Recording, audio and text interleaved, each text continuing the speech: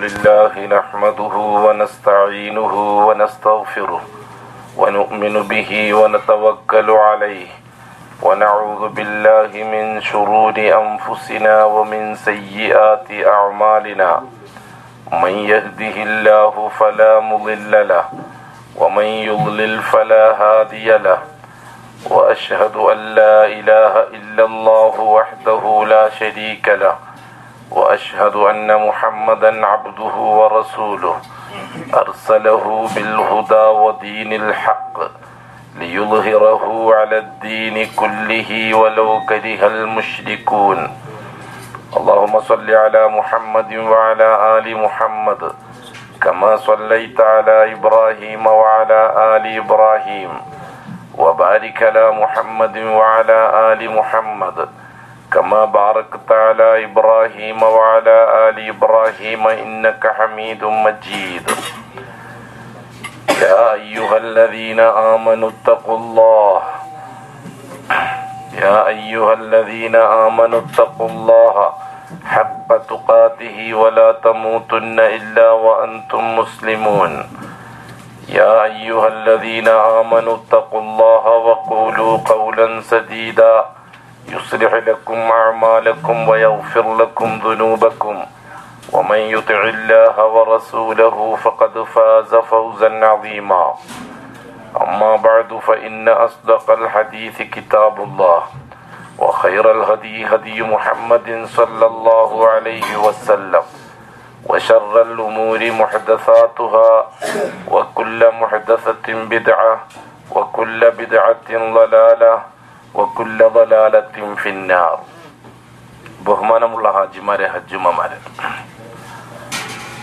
അള്ളാഹുവിൻ്റെ വലിയ തൗഫീഖോടെ, അവൻ്റെ വലിയ സഹായത്തോടെ, അനുഗ്രഹത്തോടെ, കൃപയോടെ അവൻ്റെ ഭവനത്തിൻ്റെ പരിസരത്തായി നാം അയൽവക്കക്കാരായി കഴിയുകയായിരുന്നു 2 ആഴ്ചക്കാലം.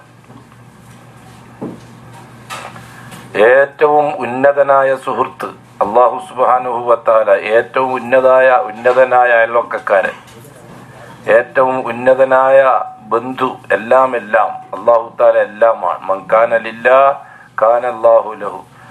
ഏതൊരുത്തൻ അല്ലാഹുവിന് വേണ്ടിയായോ അല്ലാഹു അവന് വേണ്ടി എല്ലാമാണ്. അവന് വേണ്ടി എല്ലാമാണ് അല്ലാഹു തആല. അവൻ എന്തെല്ലാം ആവശ്യമുണ്ടോ ഭൂമിയിൽ അതെല്ലാമാണ് അല്ലാഹു തആല.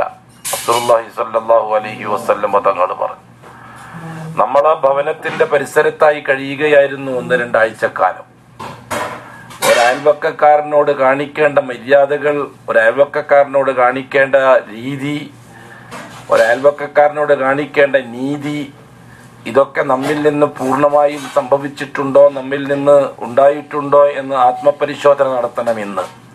കാരണം ചിലപ്പോൾ ഇനിയൊരവസരം ഈ വർഷം ഈ ഭവനത്തിന്റെ പരിസരത്ത് അയൽവക്കക്കാരനായി കഴിയാൻ നമുക്ക് കഴിഞ്ഞോളണമെന്നില്ല. അള്ളാഹുവിന്റെ ഭവനത്തിന്റെ പരിസരത്ത് താമസക്കാരനാവാൻ ഇനി ഒരുപക്ഷെ നമുക്കിനി ഈ അവസരത്തിൽ കഴിഞ്ഞോളണമെന്നില്ല. ഇപ്പൊ ശ്രദ്ധിക്കേണ്ട വിഷയം അതാണ്. നാം ഇസ്തിഗ്ഫാർ വർദ്ധിപ്പിക്കുന്നവരാകണം. അല്ലാഹു സുബ്ഹാനഹു വ തആല റസൂലുള്ളാഹി തങ്ങൾക്ക് ജീവിതത്തിന്റെ അവസാനത്തിൽ വർദ്ധിപ്പിക്കാൻ പരിശീലിപ്പിച്ചത് തസ്ബീഹും തഹ്മീദും ഇസ്തിഗ്ഫാറുമാണ്. അഷ്റഫുൽ ഖൽക്കിന്റെ ഹജ്ജത്തുൽ വിദാ എന്നറിയപ്പെടുന്ന ആ വിടവാങ്ങൽ ഹജ്ജ്, ആ ഹജ്ജിന്റെ ദിവസം അസറിനാണ് അൽ യൗമ അക്മൽതു ലക്കും ദീനക്കും എന്ന ആയത്തിറങ്ങുന്നത്. ഇന്നത്തെ ദിവസം നിങ്ങൾക്ക് ഞാൻ ദീൻ പൂർത്തിയാക്കി തന്നു, ദീനുൽ ഇസ്ലാമിനെ നിങ്ങൾക്കൊരു ദീനായിട്ട് പൊരുത്തപ്പെട്ടു തന്നു, എന്റെ അനുഗ്രഹം ഇന്നത്തെ ദിവസം നിങ്ങൾക്ക് പൂർണ്ണമാക്കി തന്നു. ലോകാവസാനം വരെയുള്ള ഒരു വിളംബരമായിരുന്നത്. ഇനി ദീനിലൊന്നും കൂട്ടാനില്ല, അതിനൊന്നും കുറക്കാനില്ല, പുതിയത് ഗവേഷണം ചെയ്ത് കൂട്ടാനില്ല, പുതിയ ഒരു കാര്യം റിസർച്ച് ചെയ്ത് കുറക്കാനുമില്ല. ആ രീതിയിൽ പൂർണ്ണമായി ഒരു സുബ്ഹാനല്ലാഹ് പോലും ഇനി കൂട്ടണ്ട, ഇനി കുറക്കണ്ട, അതിന്റെ സമയത്തിൽ വ്യത്യാസം വരുത്തണ്ട, എണ്ണത്തിൽ വ്യത്യാസം വരുത്തണ്ട. എത്രത്തോളം ഒരാൾ നിസ്കാരത്തിന് ശേഷം 33 സുബ്ഹാനല്ലാഹ് ചൊല്ലുന്നു, അയാൾ അത് 100 ആക്കാൻ തീരുമാനിച്ചു. വല്ലാഹി അത് ബിദ്അത്താണ്. വകുല്ല ബിദ്അത്തിൻ ദലാല. അത് 100 ആക്കാൻ അയാൾക്ക് അവകാശമില്ല. ആ സമയത്ത് ചെല്ലുന്നത് 33 ആക്കാൻ പറ്റുള്ളൂ. 100 വേറെ ചൊല്ലിക്കൊള്ളണം. കാരണം 100 ചെല്ലാൻ പറഞ്ഞ സ്ഥലം വേറെയുണ്ട്, സുബഹി കഴിഞ്ഞിട്ട് അസ്തമാനം വരെ 100 സുബ്ഹാനല്ലാഹ് എല്ലാം പറഞ്ഞിട്ടുണ്ട്. അസ്ർ കഴിഞ്ഞിട്ട് സുബഹി കഴിഞ്ഞിട്ട് ഉദയം വരെ 100 സുബ്ഹാനല്ലാഹ് എല്ലാം പറഞ്ഞിട്ടുണ്ട്. അസ്ർ കഴിഞ്ഞിട്ട് അസ്തമനം വരെ 100 സുബ്ഹാനല്ലാഹ് എല്ലാം പറഞ്ഞിട്ടുണ്ട്. നമ്മൾ എപ്പോഴും ഒരുതരം ധിക്കാര മനോഭാവമാണ് കാണിക്കാറ് അല്ലാഹുവിന്റെ റസൂലിനോട്. റസൂലുള്ളാഹി തങ്ങൾ ചെയ്യാൻ പറഞ്ഞ സമയത്തും ചെയ്യേണ്ട എണ്ണവും നമ്മൾ ചെയ്യില്ല. എന്നിട്ട് വേറൊരു സമയത്ത് നമ്മളെ വക എണ്ണം സെലക്ട് ചെയ്യും. എന്നിട്ട് ആ എണ്ണം നമ്മൾ പൂർത്തിയാക്കാൻ മെനക്കെടും. ഇത് ഖൈറുൽ ഹദീനെതിരാണ്. ഖൈറുൽ ഹദിയു മുഹമ്മദിൻ സല്ലല്ലാഹു അലൈഹി വസല്ലം. നമുക്ക് നൽകിയ ദർശനത്തിൽ ഏറ്റവും നല്ല ദർശനം മുഹമ്മദി ദർശനമാണ്. ആ ദർശനത്തിന് അങ്ങോട്ടും ഇങ്ങോട്ടും പോകാൻ പറ്റൂല. നാം ഇന്നലെ പറഞ്ഞില്ലേ, മുഹമ്മദി റിസാലത്തിന്റെ ഷഹാദത്ത് തീവ്രമായിരിക്കണം അതെല്ലാ വിഷയത്തിലും. അത് ഞാൻ ഇനി അങ്ങോട്ട് വിശദീകരിക്കാൻ ഇപ്പൊ തയ്യാറാകുന്നില്ല. 4 കാര്യത്തിലാണ് നാം മുഹമ്മദി റിസാലത്തിന്റെ ഷഹാദത്ത് തഹ്കീക്ക് ചെയ്യേണ്ടത്. എങ്ങനെ? 4 കാര്യങ്ങളോടെ. അതാണ് ഇന്നലെ ഞാൻ പറഞ്ഞത്. 4 കാര്യങ്ങളിലൂടെയാണ് തഹ്കീക്ക് നാം ബോധ്യപ്പെടുത്തി കൊടുക്കുക. അത് പ്രാവർത്തികമാക്കേണ്ട വിഷയങ്ങൾ 4ആണ്. 1 അൽ ഈമാൻ, ഈമാനിയാത്ത്, വിശ്വാസപരമായ കാര്യങ്ങൾ. 2ാമത്തത് ഇബാദാത്ത്, അനുഷ്ഠാനപരമായ കാര്യങ്ങൾ. 3ാമത്തത് മുആശറാത്ത്, ബന്ധങ്ങൾ, കുടുംബം, ബന്ധം.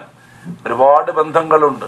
സ്വന്തം നഫ്സിനോടുള്ള ബന്ധം, മാതാപിതാക്കളോടുള്ള ബന്ധം, ഭാര്യ മക്കളോടുള്ള ബന്ധം, കുടുംബക്കാരോടുള്ള ബന്ധം, അയൽവക്കക്കാരോടുള്ള ബന്ധം, നാട്ടുകാരോടുള്ള ബന്ധം, രാജ്യക്കാരോടുള്ള ബന്ധം, ലോക മുസ്ലിമീങ്ങളോടുള്ള ബന്ധം, അമുസ്ലിമീങ്ങളായ മനുഷ്യരോടുള്ള ബന്ധം, ജീവജാലങ്ങളോടുള്ള ബന്ധം, പ്രപഞ്ചത്തോടുള്ള ബന്ധം. ഇതെല്ലാം മുആശറാത്തിൽപ്പെട്ടു. ഇതിലെല്ലാം മുഹമ്മദി ഷഹാദത്തുണ്ട്. മുഹമ്മദുർ റസൂലുള്ളാഹി അനുസരിച്ചായിരിക്കണം സ്വന്തം നഫ്സിനോട് കാണിക്കുന്ന മര്യാദ. മുഹമ്മദുർ റസൂലുള്ളാഹി അനുസരിച്ചായിരിക്കണം സ്വന്തം മാതാപിതാക്കളോട് കാണിക്കുന്ന കടമ. മുഹമ്മദുർ റസൂലുള്ളാഹി അനുസരിച്ചായിരിക്കണം ഭാര്യ മക്കളോടുള്ള ഹക്ക്. മുഹമ്മദുർ റസൂലുള്ളാഹി അനുസരിച്ചായിരിക്കണം സ്വന്തം കുടുംബക്കാരോടുള്ള ഹക്ക്. മുഹമ്മദുർ റസൂലുള്ളാഹി അനുസരിച്ചായിരിക്കണം ബന്ധുക്കളോടുള്ള ഹക്ക്. മുഹമ്മദുർ റസൂലുള്ളാഹി അനുസരിച്ചായിരിക്കണം അയൽവക്കക്കാരോടുള്ള ഹക്ക്. മുഹമ്മദുർ റസൂലുള്ളാഹി അനുസരിച്ചായിരിക്കണം നാട്ടുകാരായ മുസ്ലിമീങ്ങളോടുള്ള ഹക്ക്. മുഹമ്മദുർ റസൂലുള്ളാഹി അനുസരിച്ചായിരിക്കണം നാട്ടുകാരായ മുസ്ലിമീങ്ങളോടുള്ള ഹക്ക്. സ്വന്തം രാജ്യക്കാരോടുള്ള ഹക്ക് മുഹമ്മദുർ റസൂലുള്ളാഹി അനുസരിച്ച്. ലോക മുസ്ലിമീങ്ങളോടുള്ള ഹക്ക് മുഹമ്മദുർ റസൂലുള്ളാഹി അനുസരിച്ച്. ലോക മനുഷ്യരോടുള്ള ഹക്ക് മുഹമ്മദുർ റസൂലുള്ളാഹി അനുസരിച്ച്. ലോകത്തുള്ള ജീവജാലങ്ങളോട്, മൃഗങ്ങളോട്, പക്ഷികളോട് എല്ലാം അടക്കമുള്ള ചലനാത്മക ജീവികളോട്, ചരങ്ങളായ ജീവികളോടുള്ള ഹക്ക്. അത് കഴിഞ്ഞിട്ട് അചരങ്ങളായ സൃഷ്ടികളോടുള്ള ഹക്ക്, പ്രപഞ്ചത്തോടുള്ള ഹക്ക്. ഈ ഹക്കുകൾ മുഴുവനും മുആശറാത്തിൽ ഉൾപ്പെട്ടു. അതിലെല്ലാം മുഹമ്മദ് റസൂലുള്ളാഹി ഉണ്ട്. ഒരു മരം മുറിക്കുമ്പോഴും മുഹമ്മദ് റസൂലുള്ളാഹിയിൽ എന്റെ ഷഹാദത്ത് പൂർത്തിയാക്കുന്ന രീതിയിലാണോ എന്ന് നാം ആലോചിക്കണം.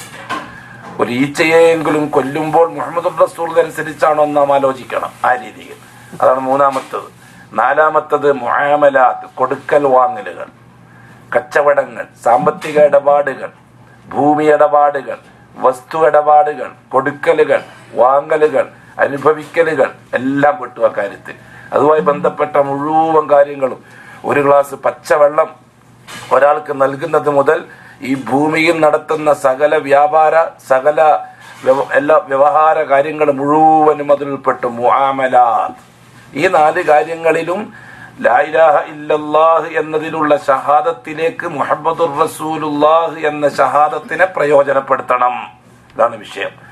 ഇതിൽ മുആമലാത്തിന്റെ വിഷയമേ നമ്മൾ അധികവും കൈകാര്യം ചെയ്യാറുള്ളൂ. ഈമാനിയാത്തിന്റെ വിഷയത്തിൽ നാം മുഹമ്മദുർ റസൂലുള്ളാഹിയുടെ റിസാലത്ത് പരിഗണിക്കാറില്ല. അതേപോലെ തന്നെ മുആശറാത്തിന്റെ കാര്യത്തിൽ നാം നമ്മുടെ നാട്ടിൻ്റെതായ രീതിയാണ് സ്വീകരിക്കാറ്. മുആമലാത്തിന്റെ കാര്യത്തിൽ, ഇടപാടുകളിലും നാം നാട്ടിന്റെ, രാജ്യത്തിന്റെ നിയമവുമായി ബന്ധപ്പെട്ടാണ് സ്വീകരിക്കുന്നത്. ഇതൊന്നും നാം മുഹമ്മദുർ റസൂലുള്ളാഹിയിലുള്ള ഷഹാദത്ത് പാലിക്കുന്നുണ്ടോ എന്ന് നോക്കാറില്ല. മുആമലാത്തിൽ നോക്കാറുണ്ടായിരുന്നു, ഇപ്പൊ അതുമില്ല. ഒരു ചെറിയ ഉദാഹരണങ്ങൾക്ക് ഞാൻ പറഞ്ഞുതരാം. റസൂലുള്ളാഹി തങ്ങൾക്ക് ഇഷ്ടപ്പെട്ട 2 കാര്യങ്ങളുണ്ട്. വളരെ ഇഷ്ടപ്പെട്ട 2 കാര്യങ്ങൾ. റസൂൽ തങ്ങൾ പറഞ്ഞു, ജൂതന്മാർക്ക് സഹിക്കാൻ പറ്റാത്ത 2 കാര്യങ്ങളാണ്, അതുകൊണ്ട് നിങ്ങളത് വർദ്ധിച്ച തോതിൽ ചെയ്യണം എന്ന് പറഞ്ഞു റസൂലുള്ളാഹി തങ്ങൾ. 2 കാര്യങ്ങൾ ജൂതന്മാർക്ക് വളരെയധികം വെറുപ്പുണ്ടാക്കുന്ന 2 കാര്യങ്ങളാണത്. അത് നിങ്ങൾ ഏറ്റവും കൂടുതൽ നന്നായിട്ട് ചെയ്യണം. അതിൽ ഒന്നാമത്തെ കാര്യം ഇഫ്ഷാ ഉസ്സലാം, ആരെ കണ്ടാലും സലാം പറയണം എന്നതാണ്. ഇത് ജൂതന്മാർക്ക് താങ്ങാൻ പറ്റൂല. ജൂതന്മാർക്ക് ഏറ്റവും വലിയ പക അസ്സലാമു അലൈക്കും എന്ന് മുഅ്മിനീങ്ങൾ തമ്മിൽ പറയുന്നതാണ്. അവസാനം അതിന് പകരം ജൂതന്മാര് അസ്സാമു അലൈക്കാക്കി. സാം എന്ന് പറഞ്ഞാൽ സകല നാശവും നിനക്കുണ്ടാവട്ടെ എന്നതിന്റെ അർത്ഥം. അപ്പൊ റസൂലുള്ളാഹി തങ്ങൾ പറഞ്ഞു, ജൂതന്മാര് സലാം പറഞ്ഞാൽ മടക്കുമ്പോൾ ശ്രദ്ധിച്ചിട്ട് വേണം എന്ന് പറഞ്ഞു റസൂലുള്ളാഹി തങ്ങൾ. അപ്പൊ ഉപ്പനുസരിച്ചാണ് മൊത്തത്തിൽ കാഫിര്യങ്ങൾക്ക് സലാം പറയാൻ പാടില്ല എന്നുള്ള തീരുമാനം എടുത്തത്. അങ്ങനെയില്ല. ഒരു അമുസ്ലിം അവൻ നല്ല സന്തോഷത്തോടുകൂടി നല്ല ബുദ്ധിയോടുകൂടി അസ്സലാമു അലൈക്കും എന്ന് പറഞ്ഞാൽ തീർച്ചയായിട്ടും അതിന്റെ പ്രതികരണം എങ്ങനെയായിരിക്കണം എന്നത് വമല്ലം യഅരിഫ് എന്നതിൽ ഉൾപ്പെടുത്തണം എന്നാണ് ശരി അഹ്ലുൽ ഹദീസിന്റെ ഭാഷ. എന്നുവെച്ചാൽ അസ്സലാമു മൻ യഅരിഫ് വമല്ലം യഅരിഫ്, അറിയുന്നവർക്കും സലാം പറയുക, അറിയാത്തവർക്കും സലാം പറയുക. അപ്പൊ ഒരാൾ നമുക്ക് അവന്റെ പേരും അറിയില്ല ഊരും അറിയില്ല, അസ്സലാമു അലൈക്കും, നീ ഹിന്ദു ആണോ എന്നാ വലൈക്കും അസ്സലാം, അങ്ങനെ ഒരാളാണ് പറഞ്ഞിരിക്കുന്നതില്ല. അസ്സലാമു അലൈക്കും പറയുന്നത് അസ്സലാമു അലൈക്കും എന്ന് തന്നെയാണോ എന്ന് ശ്രദ്ധിച്ചാൽ മാത്രം മതി തോന്നുന്നു റസൂലുള്ളാഹി തങ്ങൾ. എന്തുകൊണ്ടാണത്? ജൂതന്മാർ അതിന് പകരം അസ്സാമു അലൈക്കും ഉണ്ടാക്കി. ശാപം, വിഷം, ശകുനം നിനക്കുണ്ടാവട്ടെ എന്ന അതിന്റെ വാക്കിന്റെ അർത്ഥം. അപ്പൊ റസൂലുള്ളാഹി സ്വല്ലല്ലാഹു അലൈഹി വസല്ലമ തങ്ങൾ ഇത്രമാത്രം ഹജ്ജിനെ സംബന്ധിച്ച് പറഞ്ഞു. മബ്റൂറായ ഹജ്ജ് എന്ന് പറഞ്ഞാൽ എന്താന്ന് ചോദിച്ചു റസൂലുള്ളാഹി സ്വല്ലല്ലാഹു അലൈഹി വസല്ലം. അപ്പൊ പറഞ്ഞ എന്താണ്? ഇഫ്ശാഉസ് സലാം ഇത്ആമുത് തആം.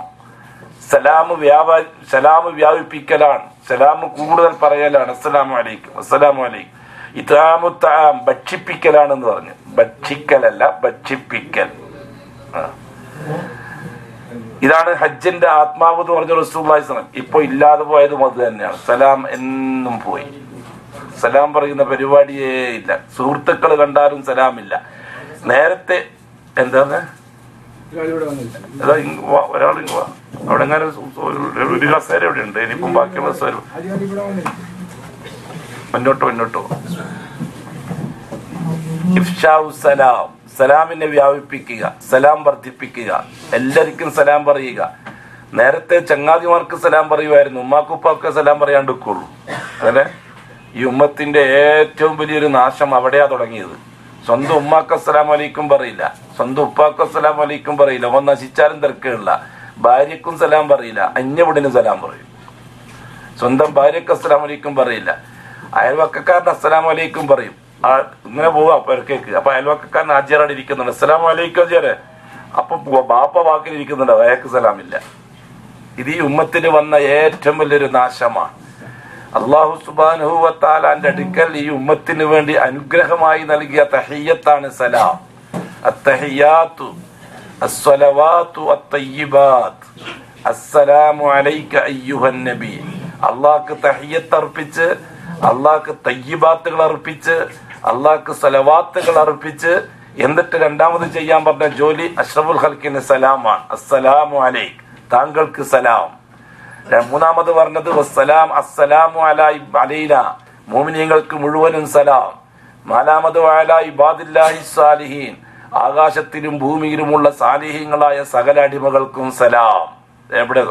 സലാമുൻ ഖൗലൻ മിർ റബ്ബിർ റഹീം, സ്വർഗ്ഗത്തിന്റെ വാക്ക്. സലാമുൻ അലൈക്കും തിബ്തും ഫദ്ഖുലുഹാ ആമിനീൻ, എവിടെയും സലാം. നമുക്ക് മാത്രം സലാം വേണ്ട. അതുകൊണ്ട് നാം അത് ശീലിക്കണം, മനഃപൂർവ്വം ശീലിക്കണം. രണ്ടാമത്തത് അതിനേക്കാൾ ഗൗരവമുള്ള വിഷയമാണ്. എന്താണെന്നറിയുമോ? ഇമാം ആമീൻ പറയുമ്പോൾ മോമൂമിങ്ങൾ ആമീൻ പറയുക എന്നതാണ്. ഇദാ അമ്മനൽ ഇമാമു ഫഅമ്മിനൂ മഅഹ്, ഇമാം ആമീൻ പറഞ്ഞാൽ നിങ്ങളും ആമീൻ പറയുക. തീർച്ചയായും നിങ്ങളോടൊപ്പമുള്ള മലക്കുകളുടെ ആമീനോട് നിങ്ങളുടെ ആമീൻ യോജിച്ചാൽ അതിന് ഉത്തരം കിട്ടൽ ഉറപ്പാന്ന് പറഞ്ഞു. ആമീൻ പണ്ടൊക്കെ മക്കത്ത് വന്നു കഴിഞ്ഞാൽ എരമ്പല് കേൾക്കാമായിരുന്നു ആമീന്റെ. ഒരൊറ്റ ഒരുത്തന്റെ തൊണ്ടിന്നും ആമീൻ വരില്ല. ഇപ്പൊ ഏത് ഭാഗത്ത് പോയി നിന്നാലും ഇമാം ആമീൻ പറയുന്നത് കേൾക്കാൻ ഒരൊറ്റ കുട്ടി മിണ്ടുകയല്ല. എന്തൊരു ഖിയാമത്ത്. ഇതൊക്കെ നമ്മുടെ കൺമുമ്പിൽ കാണുന്ന ലംഘനങ്ങളാണ്. നമ്മുടെ കൺമുമ്പിൽ കാണുന്ന ലംഘനങ്ങളാണ് ഇതൊക്കെ, വ്യക്തമായ ലംഘനങ്ങൾ.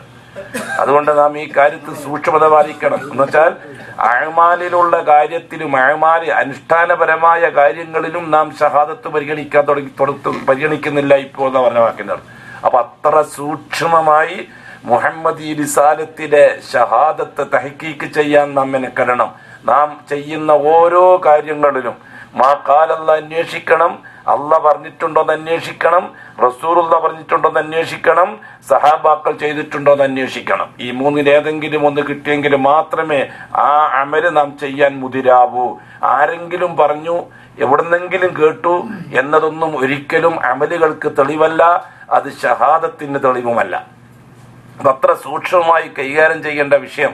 അള്ളാഹുവിന്റെ ഭവനത്തിന്റെ പരിസരത്തായി നാം നാം ഇവിടെ നിന്ന് സ്ഥലം പിരിയുമ്പോൾ, ഒഴിവാകുമ്പോൾ, അള്ളാഹുവിന്റെ അയൽവക്കത്തോട് നമ്മൾ വിട പറയുമ്പോൾ, അള്ളാഹുവിന്റെ ഭവനത്തിൽ നിന്ന് നാം യാത്രയാകുമ്പോൾ എന്തെങ്കിലും തരത്തിലുള്ള മര്യാദകേട് സംഭവിച്ചിട്ടുണ്ടോ എന്ന് തിരിഞ്ഞു നോക്കേണ്ടത് ആവശ്യമാണ്. ഒന്നാമത്തെ മര്യാദകേട് എന്താണ്? റസൂലുള്ളാഹി സ്വല്ലല്ലാഹു അലൈഹി വസല്ലമ തങ്ങളോട് നാം ചെയ്തിരിക്കുന്ന പ്രതിജ്ഞയും ഷഹാദത്തും ഉണ്ടല്ലോ, അതിന്റെ ഒന്നാമത്തെ ഭാഗം മഹബ്ബത്താണ്.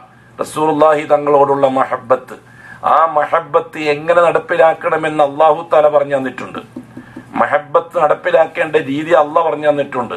ഖുൽ ഇൻ കുൻതും തുഹിബ്ബൂനല്ലാഹ ഫത്തബിഊനി യുഹിബ്ബുകുമുല്ലാഹ്. പറഞ്ഞു കൊടുക്കുക നബിയെ, നിങ്ങൾ നിങ്ങളുടെ സമുദായത്തിന്, നിങ്ങൾ അള്ളാഹിനെ സ്നേഹിക്കുന്നുണ്ടെങ്കിൽ നിങ്ങൾ എന്നെ പിന്തുടരൂ എന്ന് പറഞ്ഞു കൊടുക്കുക. എന്നെയും സ്നേഹിക്കൂ എന്ന് പറഞ്ഞു കൊടുക്കുക പറഞ്ഞിട്ടില്ല. ഖുൽ ഇൻ കുൻതും തുഹിബ്ബൂനല്ലാഹ ഫഅഹിബ്ബൂനി എന്നായിട്ട് ഇറങ്ങിയില്ല. നിങ്ങൾ അള്ളാഹിനെ സ്നേഹിക്കുന്നുണ്ടെങ്കിൽ അള്ളാഹിന്റെ റസൂലിനെയും സ്നേഹിക്കുക എന്ന് പറഞ്ഞില്ല അള്ളാഹ്. അള്ളാഹ് പറഞ്ഞത് നിങ്ങൾ അള്ളാഹിനെ സ്നേഹിക്കുന്നുണ്ടെങ്കിൽ റസൂലിനെ പിൻപറ്റുക എന്ന് പറഞ്ഞു. ഇവിടെ ഇത്താഅത്ത്, ഇത്തിബാ രണ്ട് പ്രയോഗങ്ങളാണ്. ഇത്താഅത്ത് എന്ന് പറഞ്ഞാൽ മലയാളത്തിൽ അനുസരണം എന്നാണ് പറയുക. ഇത്തിബാ എന്ന് പറഞ്ഞാൽ മലയാളത്തിൽ അനുകരണം എന്നാണ് പറയുക. രണ്ടിനും അനുസരണം എന്ന് അർത്ഥം വെക്കരുത്. രണ്ടിനും പിൻപറ്റുക എന്ന് അർത്ഥം വെച്ചാൽ നമുക്കൊന്നും മനസ്സിലാവില്ല. റസൂലുള്ളാഹി സ്വല്ലല്ലാഹു അലൈഹി വസല്ലമ തങ്ങളെ അനുസരിക്കണം, റസൂലുള്ളാഹി തങ്ങളെ അനുകരിക്കണം. അനുസരണം വേറെ, അനുകരണം വേറെ. ഒരാള് താടി കുറ്റി മാത്രമാക്കി നിർത്തുന്നു, അത് അനുസരണമാണ്. ഒരാള് താടി പൂർണ്ണമായി അങ്ങ് നീട്ടുന്നു, അത് അനുകരണമാണ്. ഇത്താഅത്ത് നിയമത്തെയാണ്, അനുസരണം നിയമങ്ങളെയാണ്, അനുകരണം അഷ്റഫുൽ ഖൽക്കിന്റെ പ്രവൃത്തികളെയാണ്. ആ വ്യത്യാസം. നിസ്കരിക്കുന്ന സന്ദർഭത്തിൽ മുട്ടുപൊക്കളിന്റെ ഇടയിൽ ഒരു തുണി ഉടുത്താൽ മതി മുഅ്മിനീങ്ങളായ പുരുഷന്മാർ, അവരുടെ നിസ്കാരം സഹീഹ. പള്ളിയിലേക്ക് പോകുമ്പോൾ ഒരു മങ്ങാടം മുണ്ട് കൊടുത്തിട്ട്, ഒരു കുളിക്കുമുടുക്കുന്ന മുണ്ട് കൊടുത്തിട്ട് ഒട്ടും പള്ളിയിലേക്ക് പോയി, അല്ല മുട്ട് മുതൽ പൊക്കിള് വരെയുള്ള ഭാഗങ്ങൾ മറിഞ്ഞിട്ടുണ്ട്, പൊക്കിളിന്റെ മുകളിൽ ഉടുത്തിട്ടുണ്ട്, മുട്ടിന് താഴെ എത്തിയിട്ടുണ്ട്. ഇവൻ പള്ളിയിൽ നിന്ന് നിസ്കരിച്ചുകൊണ്ടിരിക്കുകയാണ്. കുറെ ആൾക്കാർ കൂടി ബഹളം വെച്ചു, ഇതെന്താണ് ഇത് കോലം, പള്ളിയിൽ വരേണ്ട കോലമാണോ ഇത്? ഇമാം സാഹിബ്, നിങ്ങൾക്ക് എന്തെങ്കിലും ഒന്ന് തിരുത്തിക്കൂടെ? അദ്ദേഹം ഇങ്ങനെ നിസ്കരിച്ചാൽ നിസ്കാരം എന്തിനു കൊള്ളും? വേണ്ടത് ഈ ആയെങ്കിൽ ഫത്വക്കാരുണ്ടാവും. ഫത്വക്കാർ കുറെ മുഫ്തികൾ നമ്മുടെ നാട്ടിൽ കൂടുതലാണ്, എല്ലാവരും മുഫ്തികളാണ്, പെട്ടെന്ന് ഫത്വർക്ക്. ഇമാം സാഹിബിന്റെ മറുപടി, അദ്ദേഹത്തിന്റെ നിസ്കാരം സഹീഹാണ്, അതുകൊണ്ട് അദ്ദേഹത്തിന് എനിക്ക് ഈ കാര്യത്തിൽ ശാസിക്കാൻ കഴിയില്ല എന്ന് പറഞ്ഞു ഇമാം സാഹിബ്. അപ്പൊ ജനങ്ങളാകെ ബഹളം വെച്ചു. എങ്ങനെയാണ് നിസ്കാരം സഹിയാകുക? അദ്ദേഹം നിയമമനുസരിച്ച് വസ്ത്രം ധരിച്ചിട്ടുണ്ട്. ഇസ്ലാമിക ശരീഅത്തിന്റെ നിയമം എന്താണ്? മുട്ടുപൊക്കലിന്റെ ഇടയിൽ വസ്ത്രം ധരിച്ചാൽ നിസ്കാരം സഹിയാകും എന്നാണ്. കാരണം പുരുഷന്മാർ ഔറത്തതാണ്. അതേ അവസരത്തിൽ അദ്ദേഹം ഇത്തിബാഹ് ചെയ്തില്ല. കാരണം റസൂലുള്ളാഹി തങ്ങൾ പ്രായപൂർത്തിയെത്തിയതിന് ശേഷം വഫാത്താകുന്നത് വരെയും ശരീരം പുറത്താക്കി തുണി കൊടുത്തിട്ട് പുറത്തിറങ്ങിയിട്ടില്ല. ഒരു നിസ്കാരം പോലും റസൂലുള്ളാഹി തങ്ങൾ ഫുൾ ഡ്രസ്സിലല്ലാതെ ഈ രീതിയിൽ ഔറത്ത് മാത്രം ധരിച്ചുകൊണ്ട് റസൂലുള്ളാഹി തങ്ങൾ നിസ്കരിച്ചിട്ടില്ല വഫാത്താകുന്നവരെ. പാതിരാക്കുള്ള നിസ്കാരം നിർവഹിച്ചിട്ടില്ല, പരസ്യമായ നിസ്കാരം നിർവഹിച്ചിട്ടില്ല. എന്ന് വെച്ചാൽ മാങ്ങാടം കൊണ്ടുടുക്കുന്നതിൽ ഇത്തിബാ ഇല്ല, ഇത്തായത്തേ ഉള്ളൂ. ഇത്തായത്ത് നിയമങ്ങളെയാണ്, ഇത്തിബാ റസൂലുള്ളാഹി തങ്ങളെയാണ്. നമ്മുടെ ജീവിതത്തിൽ നാം ഇത്താഅത്താണ് ചെയ്യുന്നതെങ്കിൽ വല്ലാഹി അതിന് സ്നേഹം എന്ന് പറയില്ല. സ്നേഹമാകണമെങ്കിൽ ഇത്തിബാ വേണം. നമ്മൾ നിയമത്തെ മാത്രം കർശനമായി സ്വീകരിക്കുന്നവരാണ്. നമ്മൾ നിയമങ്ങളാണ് നമ്മൾ നോക്കുക. നമ്മൾ അനുസരണം മാത്രമേ നമ്മുടെ അടുത്തുള്ളൂ, അനുകരണം നമ്മുടെ അടുത്തില്ല. ഓരോ വിഷയത്തിലും അനുസരണവും അനുകരണവും വേണം. അനുസരണം ദുനിയാവിൽ ശരീഅത്തനുസരിച്ച് ജീവിക്കുന്നവനാണ് എന്ന് സർട്ടിഫിക്കറ്റ് കിട്ടാൻ കൊള്ളാം. എന്നാൽ അനുകരണമില്ലാതെ നാളെ ആഖിറത്തിൽ രക്ഷപ്പെടാൻ കഴിയില്ല. നാളെ അഷ്റഫുൽ ഖൽക്കിനെ കാണണമെന്നുണ്ടെങ്കിൽ അനുകരിച്ചവർക്ക് മാത്രമേ കാണാൻ പറ്റുള്ളൂ. റസൂലുള്ളാഹി സ്വല്ലല്ലാഹു അലൈഹി വസല്ലം തങ്ങളോട് റസൂലുള്ളാഹി സ്വല്ലല്ലാഹു അലൈഹി വസല്ലം തങ്ങൾ സഹാബാക്കളോട് പറഞ്ഞു, നിങ്ങളെ ഞാൻ അറിയും, നാളെ മഹ്ശറിൽ നിങ്ങളെ ഞാൻ വേർതിരിച്ചറിയും ചില അടയാളങ്ങളെ കൊണ്ട് എന്ന് പറഞ്ഞു. അപ്പൊ സഹാബാക്കൾ ചോദിച്ചു, യാ റസൂലല്ലാഹ്, കോടിക്കണക്കിന് ജനം ഒരുമിച്ചുകൂടിയ സദസ്സിൽ നിങ്ങൾക്ക് എങ്ങനെയാണ് ഞങ്ങളെ കണ്ടെത്താൻ കഴിയുക? നിങ്ങൾക്ക് എങ്ങനെയാണ് ഞങ്ങളെ മനസ്സിലാകുക? അപ്പൊ റസൂലുള്ളാഹി സ്വല്ലല്ലാഹു അലൈഹി വസല്ലം ചോദിച്ചു, ഒരു വലിയ ആല എന്ന് നമ്മൾ പറഞ്ഞാൽ 1-2 മൂരികളെ കൂട്ടുന്നതായിരിക്കും. റസൂലുള്ളാഹി തങ്ങൾ പറഞ്ഞ ആല 10,000-കണക്കിന് ഒട്ടകങ്ങളെ കൂട്ടുന്ന രീതി അറബി ഗൾഫിൽ വന്നവർക്ക് അറിയാതിരിക്കും ചിലപ്പോൾ. അത് മരുഭൂമിയിൽ അവർ ഒട്ടകങ്ങളെ രാത്രി തളക്കാൻ ഏക്കറക്കണക്കിന് സ്ഥലത്തിന് വേലി കിട്ടും. എന്നിട്ട് ആ വേലിന്റെ ഉള്ളിലേക്ക് കയറ്റലാണ് ഇവരെ ഒട്ടകങ്ങളെ. 1000-കണക്കിന് ഒട്ടകങ്ങളുള്ളവർക്ക് ഓരോരോ ആല ഉണ്ടാക്കാൻ പറ്റൂല. വേലി കെട്ടി നമ്മുടെ നാട്ടിൽ താറാവ് കൃഷിക്കാർ താറാവിനെ തളക്കുന്നതാണ്. ഇതേപോലെയുള്ളതിനാണ് പറയാം. അപ്പൊ അല്ലാഹു റസൂൽ ചോദിച്ചു, അങ്ങനെ ഒരു ആലയിൽ കൂട്ടിയിരിക്കുന്ന കന്നുകാലികൾ ബുഹൈമത്തിന്റെ കൂട്ടത്തിൽ ചെറിയ ചെറിയ മൃഗങ്ങൾ, ആ മൃഗങ്ങൾ ഒട്ടകങ്ങളുണ്ട്, കുതിരകളുണ്ട്, കഴുതകളുണ്ട്. അങ്ങനെ 1000-കണക്കിന് കഴുതകളും ഒട്ടകങ്ങളും കുതിരകളും കൂട്ടിയ കൂട്ടത്തില് എല്ലാം ഒറ്റ കളറുള്ളതാണ്, എല്ലാം ഒരേ കളറുള്ള കറുപ്പ് കളറുള്ളവരാണ്. ആ കൂട്ടത്തില് നെറ്റിയിലും കാലിലും വെള്ള നിറമുള്ള ചില കുതിരകളെ കണ്ടാൽ നിങ്ങൾക്ക് വേദറിച്ചറിയാൻ കഴിയുമോ എന്ന് ചോദിച്ചു. ഉദാഹരണം സുധാരങ്ങൾ പല കാര്യങ്ങളും അറബികൾക്ക് മനസ്സിലാകുന്ന ഉദാഹരണങ്ങൾ പറയാറുണ്ട്. നിങ്ങൾക്ക് മനസ്സിലാകാൻ സാധിക്കുമോ എന്ന് ചോദിച്ചു. തീർച്ചയായും നബിയെ സാധിക്കും. ഒറ്റ കളറുള്ള മൃഗങ്ങളെ കൂട്ടത്തിൽ നെറ്റിയിലും വെള്ളക്കളറ്, കാലിലും വെള്ളക്കളറ് കണ്ടിട്ടുണ്ടാവും. അത് നല്ല ലക്ഷണമായിട്ടാണ് അറബികൾ കാണുക കുതിരകൾക്ക്. തീർച്ചയായിട്ടും ഇതേപോലെ സുജൂദ് ചെയ്ത കാരണത്താൽ മുഖത്തും അതേപോലെ തന്നെ വുളു ഉണ്ടാക്കുന്ന സമയത്ത് കൈകാലുകൾ കുറെ നീട്ടി, അതായത് മുട്ട് വരെ എന്നുള്ളത് തോള് വരെ, നെരിയാണി വരെ എന്നുള്ളത് തണ്ടൻകാല് വരെ വുളു ഉണ്ടാക്കുന്ന സമയത്ത് കഴുകുന്നവർക്കും പ്രത്യേക കളറിലായിരിക്കും നാളെ വരിക. അവരെ ഞാൻ വേറെ തിരിച്ചറിയുന്നു. വല്ലാഹി നിസ്കരിക്കാത്തവർക്ക് അഷ്റഫുൽ കാണാൻ കഴിയില്ല. ഉറപ്പ്, യാതൊരു സംശയക്കാര്യത്തിലില്ല. ബൈനഹു വബൈനഹും ഹിജാബ്. നിസ്കാരം പാഴാക്കുന്നവർക്കും അല്ലാഹുവിന്റെ റസൂലിനും ഇടയിൽ ഭയങ്കരമായ ഒരു മറ. ഒരിക്കലും നിസ്വാദങ്ങളെ കണ്ടെത്താൻ കഴിയില്ല. എങ്ങനെ കണ്ടെത്താൻ പറ്റും?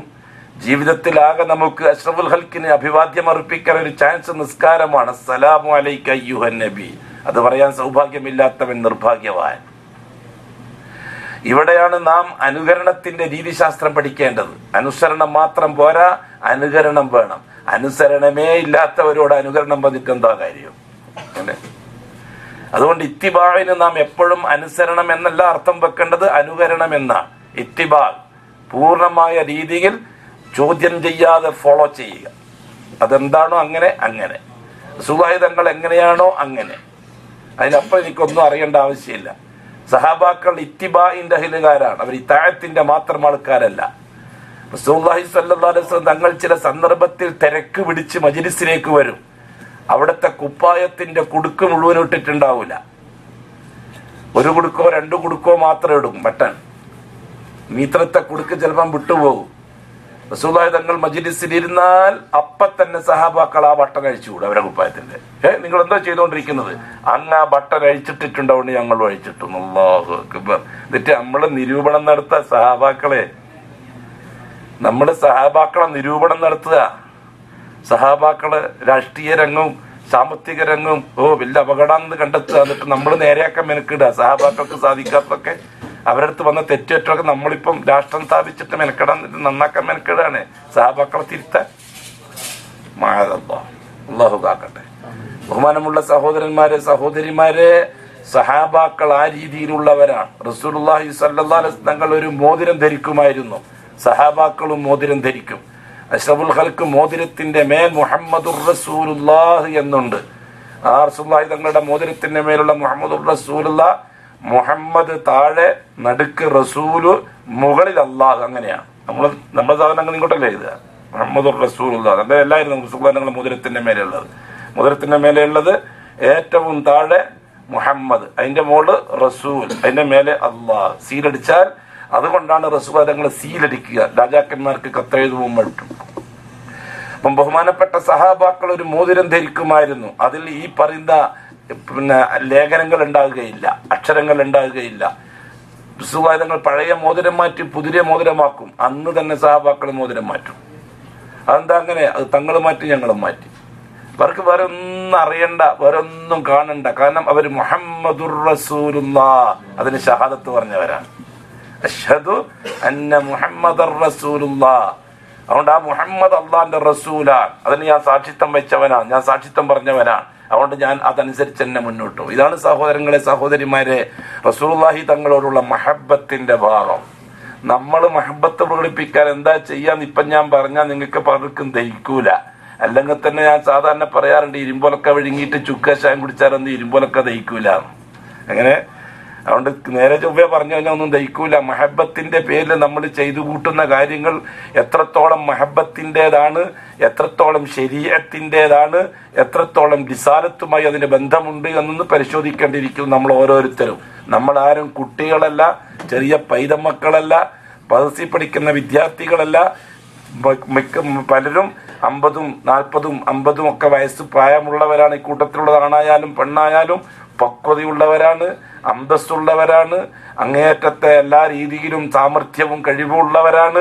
ഈ വിഷയത്തിൽ മാത്രം നാം നമ്മുടെ കഴിവ് ഉപയോഗിക്കാതെ പോകുന്നു എന്നുള്ളതാണ് വസ്തുത. അതുകൊണ്ട് ഖുൽ ഇൻ കുന്തും തുഹിബ്ബൂനല്ലാഹ ഫത്തബിഊനി യുഹിബ്ബുകുമുല്ലാഹ്. അള്ളാഹിനോടുള്ള മഹബത്ത് ഇവിടെ പൂർത്തിയാക്കണം.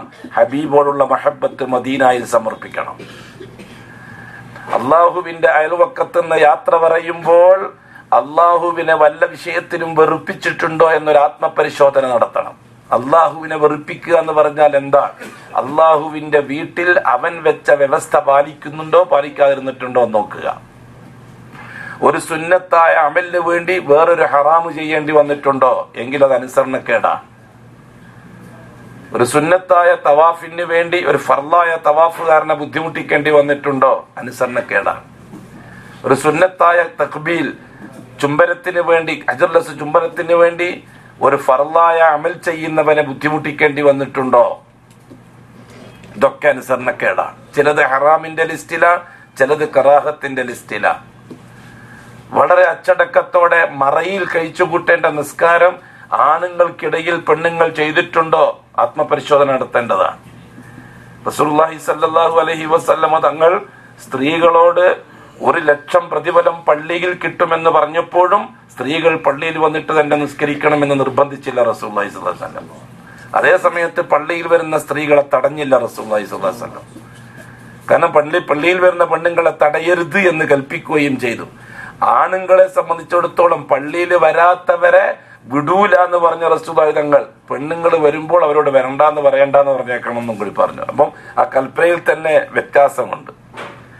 നമ്മൾ ആവശ്യമുള്ളതിന് വാശി പിടിക്കൂല, ആവശ്യമില്ലാത്തതിന് വാശി പിടിക്കും. ആണുങ്ങൾ നിർബന്ധമായും നാട്ടിലാണെങ്കിലും ഇവിടെയാണെങ്കിലും പള്ളിയിൽ പോകാതെ നിസ്കാരമില്ല.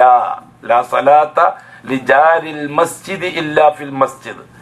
പള്ളിന്റെ അയൽവക്കത്ത് താമസിക്കുന്ന ആൾക്ക് പള്ളിയിൽ വെച്ചല്ലാതെ നിസ്കാരമില്ല എന്ന് പറഞ്ഞു. പള്ളിന്റെ അയൽവക്കത്തുള്ള എന്ന് വെച്ചാൽ അർത്ഥം എന്താ? മൈക്കൊന്നും ഇല്ലാണ്ട് പള്ളിയിൽ സാധാരണ ശബ്ദത്തിൽ ബാങ്ക് കൊടുത്താൽ കേൾക്കുന്നവരാണ് പള്ളിന്റെ അയൽവക്കക്കാർ. മൈക്ക് വെച്ചിട്ട് ബാങ്ക് കൊടുക്കാൻ മെനക്കെട്ട 5 കിലോമീറ്റർ അപ്പുറത്തും ബാങ്ക് കിട്ടുന്നു വരും. അവരും പിന്നെ ഇതിന് മറുപടി കൊടുക്കേണ്ടത് അതൊന്നുമല്ല. സാങ്കേതികത്വം വെച്ചുകൊണ്ടത് ശരിയത്ത് അളക്കേണ്ടതില്ല. അങ്ങനെ സാധാരണ ശബ്ദത്തില് പള്ളിയിൽ നിന്ന് ബാങ്ക് വിളിച്ചാൽ ആ ബാങ്കിന്റെ ശബ്ദം കേൾക്കുന്നവരെയാണ് പള്ളിന്റെ അയൽവക്കക്കാരെന്ന് പറയുന്നവർ. അവരെ സംബന്ധിച്ചിടത്തോളം പള്ളിയിൽ വെച്ചല്ലാതെ നിസ്കാരമില്ല. ഇമാം അഹ്മദ് ഹംബൽ റഹിമഹുല്ലാഹ് പറഞ്ഞു, അവന്റെ നിസ്കാരം സഹിയാവൂല അവർക്ക് നിസ്കരിച്ചായിരുന്നു. അത്ര കർശനവും കടുപ്പവുമാണ് ആണുങ്ങളെ ജമാഅത്തിന്റെ കാര്യം. അത് നമ്മൾ ഏതാണ്ടൊക്കെ ഒരു സ്ലോ മട്ടിലങ്ങാക്കും. എന്നിട്ട് പെണ്ണുങ്ങളെ ജമാഅത്തിനാക്കാനുള്ള നിർബന്ധവും നമുക്കുണ്ടാകും. ഇത് ആവശ്യമില്ലാത്ത നിർബന്ധമാണ്. ഇവിടെ നാം ഹദീസ് അനുസരിച്ച് മാത്രം അമൽ ചെയ്താൽ മതി. സലഫുകളായ ഉലമാക്കൾ വ്യാഖ്യാനിച്ച് തന്നത് മാത്രം നമ്മൾ പറഞ്ഞാൽ മതി. നമ്മളെ വക പറയണ്ട. ഒന്നും നമ്മളെ വക വേണ്ട. 1,24,000 സഹാബാക്കൾ അഷ്റഫുൽ ഖൽഖായ തങ്ങൾക്ക്. അപ്പൊ 1,24,000 ഭാര്യമാരും കാണും. അല്ലെങ്കിൽ പകുതിയെങ്കിലും കാണും അല്ലേ? 75,000 ഭാര്യമാരെങ്കിലും കാണൂല്ലേ? റസൂലുള്ളാഹി സ്വല്ലല്ലാഹു അലൈഹി വസല്ലം തങ്ങളോടൊപ്പം പള്ളിയിൽ എത്ര പേരുണ്ടായിരുന്നു? എത്ര പേർക്ക് സൗകര്യം ഉണ്ടായിരുന്നു മദീനത്തെ പള്ളിയിൽ? ഇതൊക്കെ നാം ഹദീസിൽ നിന്ന് പഠിക്കേണ്ട വിഷയമല്ലേ? നാം എന്തെങ്കിലും പറഞ്ഞാലെന്തും ദീനാവൂല. ദീൻ മാത്രം പറഞ്ഞാൽ മതി. എന്റെ ഈ പള്ളിയിൽ ഒരു വഖത്ത് നിസ്കരിക്കുന്നത് 100 വഖത്ത് നിസ്കരിക്കുന്നതിന് തുല്യമാണ്. ഇല്ലൽ മസ്ജിദുൽ ഹറാം, മസ്ജിദുൽ ഹറാം ഒഴികെ. മസ്ജിദുൽ നബവി എന്ന് പറയുന്ന റസൂലുള്ളാഹി തങ്ങൾ മസ്ജിദുൽ ഹറാമിൽ നിന്നൊരു വഖത്ത് നിസ്കരിക്കുന്നത് മറ്റു പള്ളികളിൽ നിന്ന് 1,00,000 1,00,000 100,000 100,000 1,00,000. 1,00,000 മാത്രം മറ്റൊരു വാക്കില്ല അറബിയിൽ. 100,000 എന്ന് പറയാം. 100,000 അതിന്റെ പ്രതിഫലമാണ് എന്ന് പറഞ്ഞു. ഈ ഹദീസിനെ വ്യാഖ്യാനിച്ചുകൊണ്ട് എല്ലാവരും ആർക്കാണോ ഫർള് ഐനായി ജമാഅത്ത് നിശ്ചയിച്ചിരിക്കുന്നത് അവർക്കുള്ള പ്രതിഫലമാണ്. അപ്പൊ പിന്നെ പെണ്ണുങ്ങളോ, അതിനേക്കാൾ പ്രതിഫലമാണ് പെണ്ണുങ്ങൾക്ക് ഈ വീട്ടിൽ വെച്ച് നിസ്കരിച്ചാലെന്ന്. ബയൂത്തുഹുന്ന ഖൈറുൽ ലഹുന്ന. ഖൈർ എന്ന വാക്കിന്റെ അർത്ഥം കൂടി നമ്മൾ പഠിച്ചാൽ എന്താ മനസ്സിലാക്കേണ്ടതില്ലെന്ന്? ഖൈർ എന്ന വാക്കിൽ നമ്മൾ മനസ്സിലാക്കേണ്ടത് ഖൈറുൻ കസീറുൻ അമീകുൻ, എണ്ണിത്തിട്ടപ്പെടുത്താൻ കഴിയാത്ത അനുഗ്രഹങ്ങൾക്കാണ് ഖൈർ എന്ന് അറബി പറയുക. നമ്മളതിന് വെറും ഗുണം എന്ന് മാത്രം അർത്ഥം വെച്ച സംഗതി എടുക്കൂല. അഷ്റഫുൽ ഖൽഖ് ഖൈർ എന്ന വാക്ക് പറഞ്ഞാൽ അതിന് അർത്ഥം അറബി തന്നെ വെക്കണം നമ്മൾ. സലാത്തു ഖൈറും മിനൻ നൗം, നിസ്കാരം ഉറക്കിനേക്കാൾ ഖൈറാണ് എന്ന് പറഞ്ഞാൽ എണ്ണിത്തിട്ടപ്പെടുത്താൻ കഴിയാത്തത്ര അനുഗ്രഹമാണ് എന്ന ഈ ഖൈർ എന്നുള്ള വാക്കിന് അർത്ഥം. അതേ അവസരത്തില് ലോഡ്ജിലോ മറ്റോ താമസിക്കുമ്പോൾ സ്ത്രീകളെ സംബന്ധിച്ചിടത്തോളം സുരക്ഷ കുറവാണ്. സ്വന്തം വീട്ടിലായാലും ചിലപ്പോൾ എന്തെങ്കിലും പ്രശ്നങ്ങളുള്ള സമയത്തും മറ്റും സുരക്ഷ കുറവാണ്. തീർച്ചയായിട്ടും സ്ത്രീകളെ പള്ളിയിലേക്ക് കൊണ്ടുപോകാവുന്നതാണ്. പെണ്ണുങ്ങൾക്ക് പള്ളികളിൽ സൗകര്യങ്ങളും ചെയ്യാവുന്നതാണ്. റസൂലുള്ളാഹി സ്വല്ലല്ലാഹു അലൈഹി വസല്ലമ തങ്ങൾ വളരെ കടുകടുത്ത വ്യവസ്ഥകൾക്ക് വിധേയമാക്കിക്കൊണ്ടായിരുന്നു ഈ കാര്യങ്ങൾ മുഴുവനും പറഞ്ഞത്. അതുകൊണ്ട് തന്നെ നമ്മൾ പറയുന്നത് ജുമ്മമാരോട് പള്ളിയിൽ പോകണം.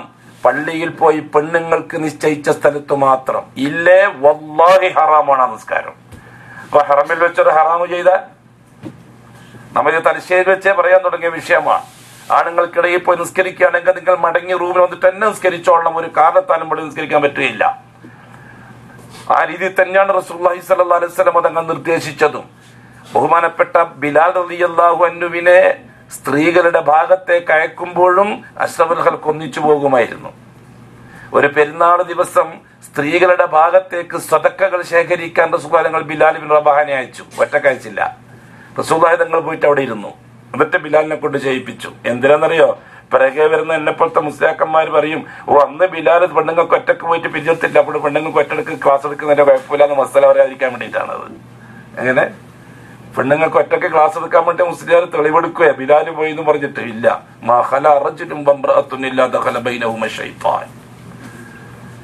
അത്ര കർശനമായിട്ട് എന്നിട്ട് അള്ളാഹുവിന്റെ റസൂല് പെണ്ണുങ്ങളുടെ പ്രതിഫലത്തെ കുറച്ചതാണ് നമ്മൾ ഇതിനെ പറയേണ്ടത്.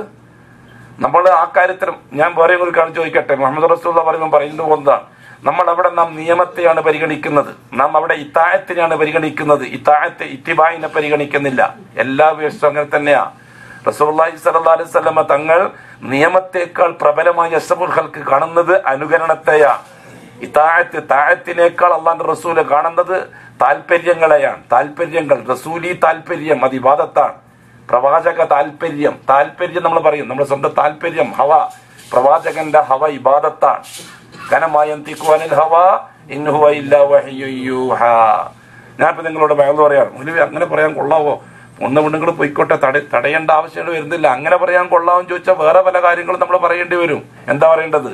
ഞാനിപ്പോ നിങ്ങളോട് വേറെ പറയാം, പെണ്ണുങ്ങൾക്ക് ദഹിക്കൂല. പെണ്ണുങ്ങൾ നേരെ തിരിച്ച മുസ്ലിം എന്തിനാ നമ്മൾ അവകാശം ഹനിക്കാൻ മെനക്കിടുന്നത്? നമ്മുടെ നാട്ടിലെ പറയല പുരോഹിതന്മാർ പെണ്ണുങ്ങൾ അവകാശം ഹനിക്കുന്നൊക്കെ പ്രസ്താവന കാണാം. എന്താ അവകാശം?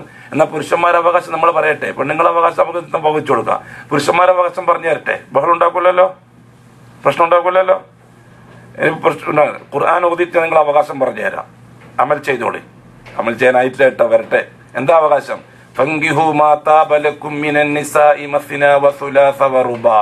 അള്ളാന്റെ കൽപ്പനയാണ്. മറ്റേത് തടയണ്ടെന്നേ പറഞ്ഞിട്ടുള്ളൂ. ഇവിടെ പെണ്ണ് കെട്ടുന്നത് തടയണ്ടെന്നല്ല അള്ളാന്റെ റസൂൽ പറഞ്ഞത്. അല്ല പറഞ്ഞെന്താ? ഫങ്കിഹു, നിങ്ങൾ കെട്ടിക്കോളി. മാ താബലക്കും, നിങ്ങൾക്ക് ആവതനുസരിച്ച്. മസിന 2 വീതം, വസുലാസ 3 വീതം, വറുബാ 4 വീതം കെട്ടിക്കോളിൽ. പുരുഷന്മാരുടെ അവകാശമാണ് ഉസ്താദെ, ഞങ്ങൾക്ക് പറഞ്ഞു തരണം, അത് ഒളിപ്പിച്ചു വെക്കാൻ പറ്റില്ല നിങ്ങളൊക്കെ പറയുകയും മുസ്ലിയാക്കന്മാരെല്ലാം അല്ലെങ്കിൽ സംഘടനക്കാരെല്ലാം ഈ ആയത്ത് വന്നിട്ട് ആണുങ്ങളൊക്കെ കെട്ടിക്കാൻ മെനക്കെട്ട പെണ്ണുങ്ങൾ അടങ്ങിയിരിക്കുവോ? അപ്പൊ ഞങ്ങളുടെ നിയമമല്ലേ, ഞങ്ങളുടെ അവകാശമല്ലേ എന്ന് പറഞ്ഞിട്ട് ബാക്കിയുള്ള കാര്യത്തിൽ അവകാശം പ്രസംഗിച്ചിട്ട് റോട്ടിലിറങ്ങുന്ന പെണ്ണുങ്ങൾ ഈ അവകാശം ആണുങ്ങൾ സ്വീകരിക്കാൻ മെനക്കെട്ടോ? എന്നാൽ അവിടെ അള്ളാഹ് ഒരു താല്പര്യം പറഞ്ഞിട്ടുണ്ട്. ആ താല്പര്യത്തെ പരിഗണിക്കണം. എന്താണ് ആ താല്പര്യം? അതാണ് ഉലമാക്കൾ വിശദീകരിക്കുകയുള്ളൂ. ഒരിക്കലും ഈ നിയമമല്ല പറഞ്ഞു കൊടുക്കുക, നിയമത്തെക്കാൾ വലിയ താല്പര്യങ്ങളാണ്. ആ താല്പര്യം എന്താണ്? ഫഇൻ ഖിഫ്തും അല്ലാ തഅദിലു ഫവാഹിദ. ഇത് അള്ളാഹ് പറഞ്ഞ വാക്ക്. നീതി പാലിക്കാൻ പറ്റൂല, നിനക്ക് പേടിയായാൽ നിനക്ക് ഒറ്റ ഒന്ന് മതി, അഡ്ജസ്റ്റ് ചെയ്ത് ജീവിച്ചോളണം. ഇവിടെ അള്ളാഹ് പേടിച്ചാൽ എന്ന് പറഞ്ഞാൽ പേടിക്കേണ്ടി വരും എന്നാണ് വാക്കിന്റെ അർത്ഥം. കാരണം അള്ളാഹുവാണ് പറയുന്നത് പേടിച്ചാൽ എന്ന്. അപ്പൊ ഖുർആന്റെ താല്പര്യം തന്നെ ഒറ്റ പെണ്ണ് കെട്ടിയോട് രണ്ട് പെണ്ണിട്ടില്ല. അതാണ് മറച്ചു വെച്ചിട്ട് നിയമം ഞാൻ പറയാൻ മെനക്കെട്ട് കഴിഞ്ഞാൽ അതേപോലെ തന്നെയാണ് ലാത്തം മസാജിദ്. പള്ളി പോകുന്ന പെണ്ണുങ്ങളെ തടയേണ്ടെന്ന് നിയമം മാത്രമാണ്. അതിന്റെ അപ്പുറത്ത് ഹൈർ വല്ലതുണ്ടെങ്കിൽ അത് അന്വേഷിക്കലാണ് താല്പര്യം. നമ്മൾ വെറുതെ അറബി അക്ഷരത്തിൽ പിടിച്ചിട്ട് കാര്യം പറഞ്ഞാൽ സംഗതി നടക്കൂല. വേറെ ഞാൻ പറഞ്ഞുതരാം നിങ്ങൾക്ക്.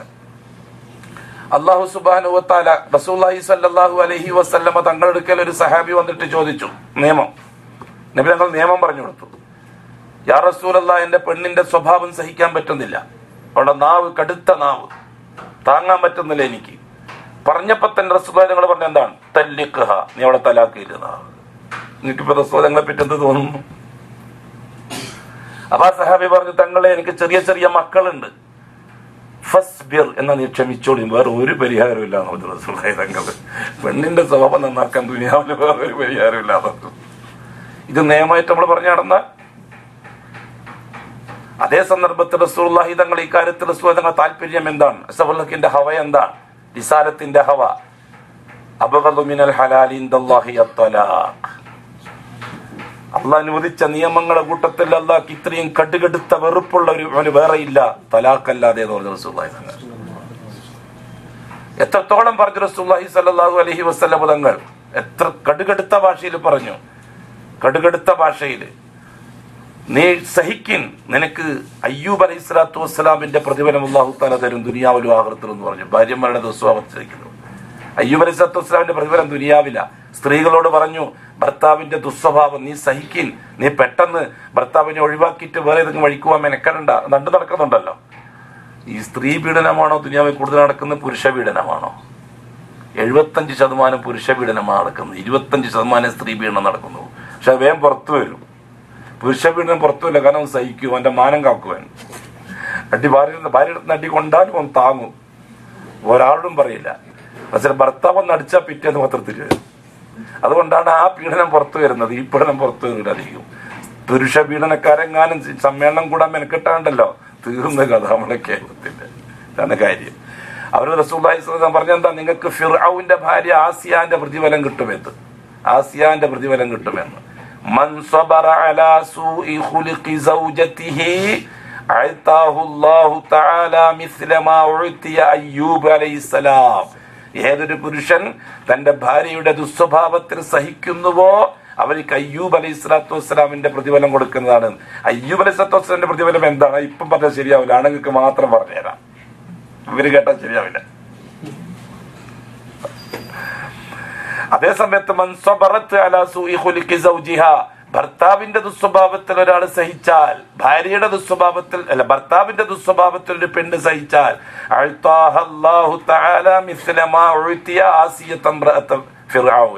ഫിറൗന്റെ ഭാര്യ ആസിയാക്ക് നൽകിയ പ്രതിഫലം അല്ലാഹു തആല കൊടുക്കും. ആസിയാക്ക് എന്താ കൊടുത്തതെന്ന് ഖുർആൻ പറഞ്ഞിട്ടുണ്ട്.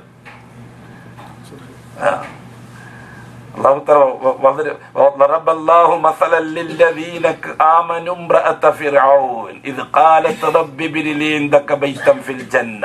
സ്വർഗ്ഗത്തിൽ ഉന്നതമായ ഒരു മാളികയും ഉന്നതന്മാരിൽ നിന്നൊരു ഭർത്താവിനെ ആസിയാക്ക്.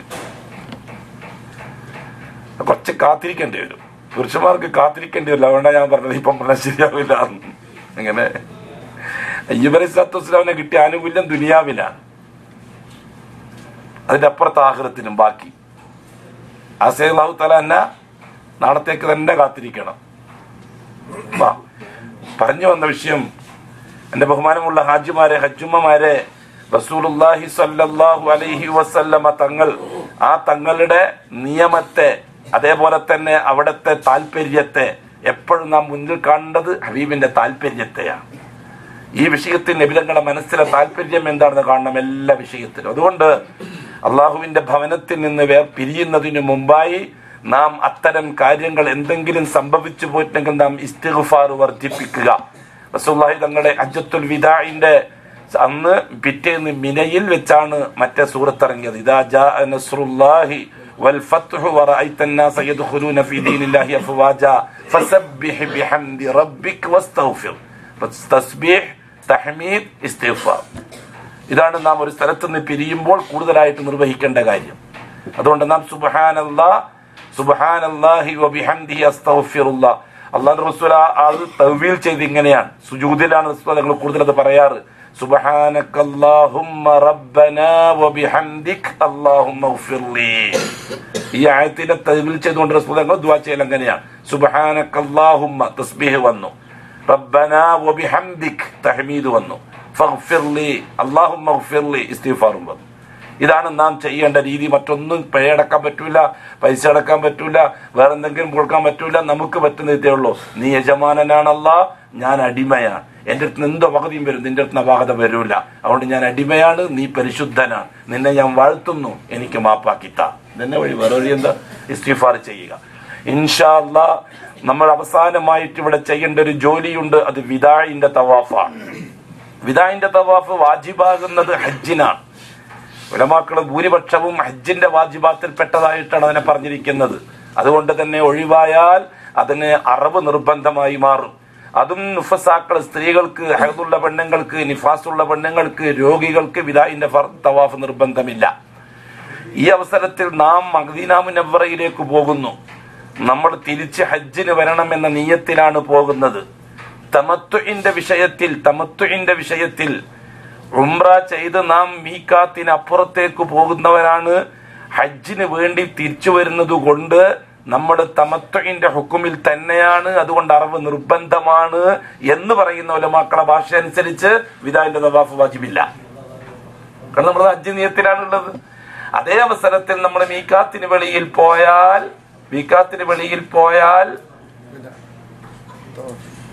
എന്താ ഇപ്പൊ പറഞ്ഞത് ഞാൻ, അതായത് ഉംറ കഴിഞ്ഞ് ഹജ്ജിന് വേണ്ടിയിട്ട് മീഖാത്തിന് വെളിയിലേക്ക് പോയാലും നമ്മൾ തമത്തുഇന്റെ ഹുക്കുമിൽ തന്നെയാണ്, അറവ് കൊടുക്കൽ നിർബന്ധമാണ് എന്ന് പറയുന്ന വകുപ്പ് അനുസരിച്ച് ഈ വിദാഇന്റെ തവാഫ് വാജിബാണെന്ന് പറയാൻ പറ്റൂല. കാരണം നമ്മൾ തമത്തുയിലാണുള്ളത്. തമത്തുയിലുണ്ടാകുമ്പോൾ തമത്തുവിന്റെ ആൾക്കാർക്ക് വിദാഇന്റെ തവാഫ് ഇല്ല. കാരണം അവർ ഓൾറെഡി ഹജ്ജിലാണ്. ആ നിയമത്തിനനുസരിച്ചാണല്ലോ തമത്തുവിന് ഫിദിയ നിർബന്ധമാണെന്ന് പറഞ്ഞത്. ഒന്ന് പറയുമ്പോൾ മറ്റേതും പറയണേലൊക്കെ. അതേ അവസരത്തിൽ മീഖാത്തിന്റെ വെളിയിലേക്ക് പോകുകയും സെപ്പറേറ്റ് ഹജ്ജിന് വേണ്ടി ഇഹ്റാം ചെയ്തു വരികയും ചെയ്യുമ്പോൾ അയാളെ യാത്ര അവസാനിച്ചു, വീണ്ടും അയാൾ തിരിച്ചുപോയി മീഖാത്തിന് വെളിയിൽ താമസമാക്കി, എന്നിട്ട് ഹജ്ജിന്റെ സമയം വരുമ്പോൾ ഹജ്ജിന് ഇഹ്റാം കെട്ടിയിട്ട് വരികയാണ്. അയാൾക്ക് ഫിദിയ നിർബന്ധമില്ല. ആ വകുപ്പ് അനുസരിച്ചാണെങ്കിൽ തിരിച്ചു പോകുമ്പോൾ വിദാ നിർബന്ധമാണ്. ഇതാണ് മസല. ഈ അടിസ്ഥാനത്തിൽ നമ്മളെ സംബന്ധിച്ചോളം നമ്മള് ഫിദിയ നിർബന്ധമില്ല എന്ന് പറഞ്ഞിട്ട് പോകുന്നവരാണ്. കാരണം എന്തുകൊണ്ട്? ദുല്ലുലൈഫായിൽ വെച്ച് നാം ഹജ്ജിനെ സെപ്പറേറ്റ് ഇഹ്റാം കെട്ടി വരുന്നവരായതുകൊണ്ട്. അപ്പൊ നിർബന്ധമില്ല എന്ന് പറഞ്ഞിട്ട് പോകുന്നവരാകുമ്പോൾ നമ്മൾ എന്ത് ചെയ്യേണ്ടി വരും? വിദാ നിർബന്ധമാണെന്ന് വെക്കേണ്ടി വരും. കാരണം നമ്മൾ പോവുകയാണല്ലോ, നമ്മൾ യാത്രക്കാരാകുകയാണല്ലോ. ഏതാനും രണ്ടും കൂടി ജമ്മ് ചെയ്താൽ അള്ളാഹുവിന്റെ ഭവനത്തിൽ നിന്ന് യാത്ര പറയുമ്പോൾ തിരിച്ചു വരുന്ന കാര്യത്തിൽ നമുക്കൊരുറപ്പും നമ്മുടെ കയ്യിലില്ല. അതുകൊണ്ട് തന്നെ ചിലപ്പോൾ ആ യാത്ര എവിടെയെങ്കിലും അവസാനിച്ചു പോയാൽ അവസാനമായി ഞാൻ കഅബക്ക് നൽകേണ്ട ആനുകൂല്യം നൽകാത്തവനായി പോകുമെന്ന നിരാശ ബാക്കിയാകും. അതുകൊണ്ട് എല്ലാവരും വിദാഇന്റെ തവാഫ് ചെയ്യണം. ആ തവാഫ് ഇൻഷാ അല്ലാഹ് നാളെ 3 മണിക്ക് നിന്ന് രാത്രി 3 മണിക്ക് എഴുന്നേറ്റിട്ട് പോയി തവാഫ് ചെയ്ത് സുബഹി നിസ്കരിച്ചിട്ട് വന്നാലും മതി. ഇല്ലെങ്കിൽ സുബഹി നിസ്കരിച്ച ഉടനെ തന്നെ തവാഫ് ചെയ്ത് 8 മണിയാകുമ്പോൾ വന്നാലും മതി. ഈ രീതിയിൽ വിദാഇന്റെ തവാഫ്, നമ്മുടെ വിദാണ് കഅബാലയത്തോട് വിട പറയുകയാണ്. എല്ലാ തെറ്റുകുറ്റങ്ങളും ആ തവാഫോടെ അള്ളാഹു പുറത്തു തരണം. അള്ളാഹ്, നിന്റെ ഭവനത്തിൽ നിന്ന് ഞാൻ പോവുകയാണ്, തിരിച്ചു വരുന്ന കാര്യം നിന്റെ അടുക്കലാണ്, നീ എന്നെ അറിയിച്ചിട്ടില്ല, വരുവോ ഇല്ലോ എന്നുള്ള കാര്യം നീ എന്നെ അറിയിച്ചിട്ടില്ല. അതുകൊണ്ട് ഞാൻ പോവുക. എൻ്റെ അടുത്ത് എന്ത് വന്നിട്ടുണ്ടെങ്കിലും ശരി, ഈ തവാഫ് അതിന് പരിഹാരമാണ്. യാത്ര വിടചോദിക്കൽ തവാഫ് എന്ന വിദാഇന്റെ തവാഫ് എന്നുള്ള വാക്കിന്റെ അർത്ഥം. അതുകൊണ്ട് നമ്മൾ രാത്രി വളരെ ഭവ്യതയോടെ, ഭക്തിയോടെ, റാഹത്തായി. ഇനി വേറൊരു കാര്യമുണ്ട്, അതിന് മുമ്പ് പോകാൻ പറ്റുമെങ്കിൽ അതിന് മുമ്പ് അച്ചടക്കത്തോടെ ചെയ്യാൻ പറ്റുന്ന സമയം നോക്കിയിട്ട്. ഇനി സ്ത്രീകളോട് ഞാൻ പറയുന്നു, ഇന്ന് രാത്രി 10 മണിക്ക് പോയിട്ട് ചെയ്യാൻ പറ്റുമെങ്കിൽ അങ്ങനെ ചെയ്തിട്ട് വരും. നമ്മൾ ഒരു സുന്നത്തായ കാര്യം ചെയ്യുമ്പോൾ മറ്റൊരു ഹറാമിൽ ചെന്ന് പതിക്കുന്നുണ്ടെങ്കിൽ ആ സുന്നത്തിനെ അഡ്ജസ്റ്റ് ചെയ്യാവുന്നത്, ഹറാം ചെയ്യാൻ പറ്റാതെ ഒരു കാണത്താൽ അതിലേക്ക് അവർ 3 മണിക്കോ അല്ലെങ്കിൽ സുബഹി കഴിഞ്ഞിട്ട് പോയാൽ എങ്ങനെ ആയാലും ഭയങ്കര ബഹളമായിരിക്കും. കാരണം നമ്മുടെ ഇന്ത്യയിൽ നിന്ന് തന്നെ 45,000 ഹാജിമാർ ഇന്ന് വിദാഇന്റെ തവാഫ് ചെയ്യും, പ്രൈവറ്റ് ഗ്രൂപ്പിൽ വന്നവർ. എങ്കിൽ പിന്നെ ലോകത്തുനിന്ന് മുഴുവനും വന്ന പ്രൈവറ്റ് ഗ്രൂപ്പുകാർ കംപ്ലീറ്റ് 25-ന് പോകും. ചെറിയൊരു ശതമാനമേ ഇവിടെ ഉണ്ടാവുള്ളൂ. ബാക്കി എല്ലാവരും നാളെ മദീനത്തേക്ക് പോകും. അത് അനുഗ്രഹമാണ് അള്ളാഹുവിന്റെ. കാരണം പുതിയ ഹാജിമാർ വരിക, നമ്മൾ ലക്ഷക്കണക്കിന് ആൾക്കാരുടെ കെട്ടിപ്പൂട്ടി കിടന്ന് നമ്മളെല്ലാം തവാഫ് ചെയ്യാൻ പോകും. പുതിയ ഹാജിമാർ എന്ത് ചെയ്യും? പുതിയ ഹാജിമാര് തവാഫ് നിർബന്ധമായി തവാഫ് ചെയ്യേണ്ടവരെ നമ്മൾ സമ്മതിക്കോ? നമ്മളിവിടെ നാട്ടുകാരായി, വീട്ടുകാരായി, പരിചയക്കാരായി നമ്മൾ ചുറ്റിക്കറങ്ങി നടക്കുകയല്ലേ, നമുക്കെല്ലാം പരിചയമായി. പാവപ്പെട്ട പുതിയ ആൾക്കാർക്ക് ഇതൊന്നും അറിയില്ല. അവര് നമ്മളെ കണ്ട് വരണ്ട് ഇരിക്കുകയാണ്. നമ്മളൊന്ന് മാറി നിന്ന് കൊടുത്താൽ ആ ഫർദായ ആൾക്കാർക്ക് തവാഫ് ചെയ്ത് കൊടുക്കണം. നമ്മുടെ ആവേശം തലയിൽ കയറിയിട്ട് ഇങ്ങനെ തുള്ളുകയല്ലേ, അങ്ങനെ വാരിക്കൂട്ട. അങ്ങനെ വാരിക്കൂട്ടാനൊന്നും പറ്റൂല. ദീൻ ആ നിശ്ചയിക്കപ്പെട്ട തോതിൽ മാത്രമേ. ഒരാൾക്ക് രോഗമാണ്, 3 ദിവസത്തേക്ക് മരുന്ന് കൊടുത്തു ഡോക്ടർ, വേഗം മാറ്റുമെന്ന് പറഞ്ഞിട്ട് ആദ്യത്തെ ദിവസം തന്നെ എല്ലാം കൂടി അങ്ങ് വരുത്തുന്നാൽ. ഇതേപോലെ തന്നെ ഡോസ് നിശ്ചയിച്ചിട്ടുണ്ട്. ഇന്ന സ്ഥലത്തെ കാലത്താൽ മുഅ്മിന കിതാബും മൗഖൂത. ഓരോന്നിനും ഡോസ് നിശ്ചയിച്ചിട്ടുണ്ട് അല്ലാഹു തആല. ആ ഡോസ് അനുസരിച്ച് മാത്രം ചെയ്താലേ ഈ രോഗം മാറുള്ളൂ. നല്ലത് വാരി പിടിച്ചിട്ട് നാട്ടിൽ പോയിട്ട് തോന്നിയ പോലെ ആക്കാം.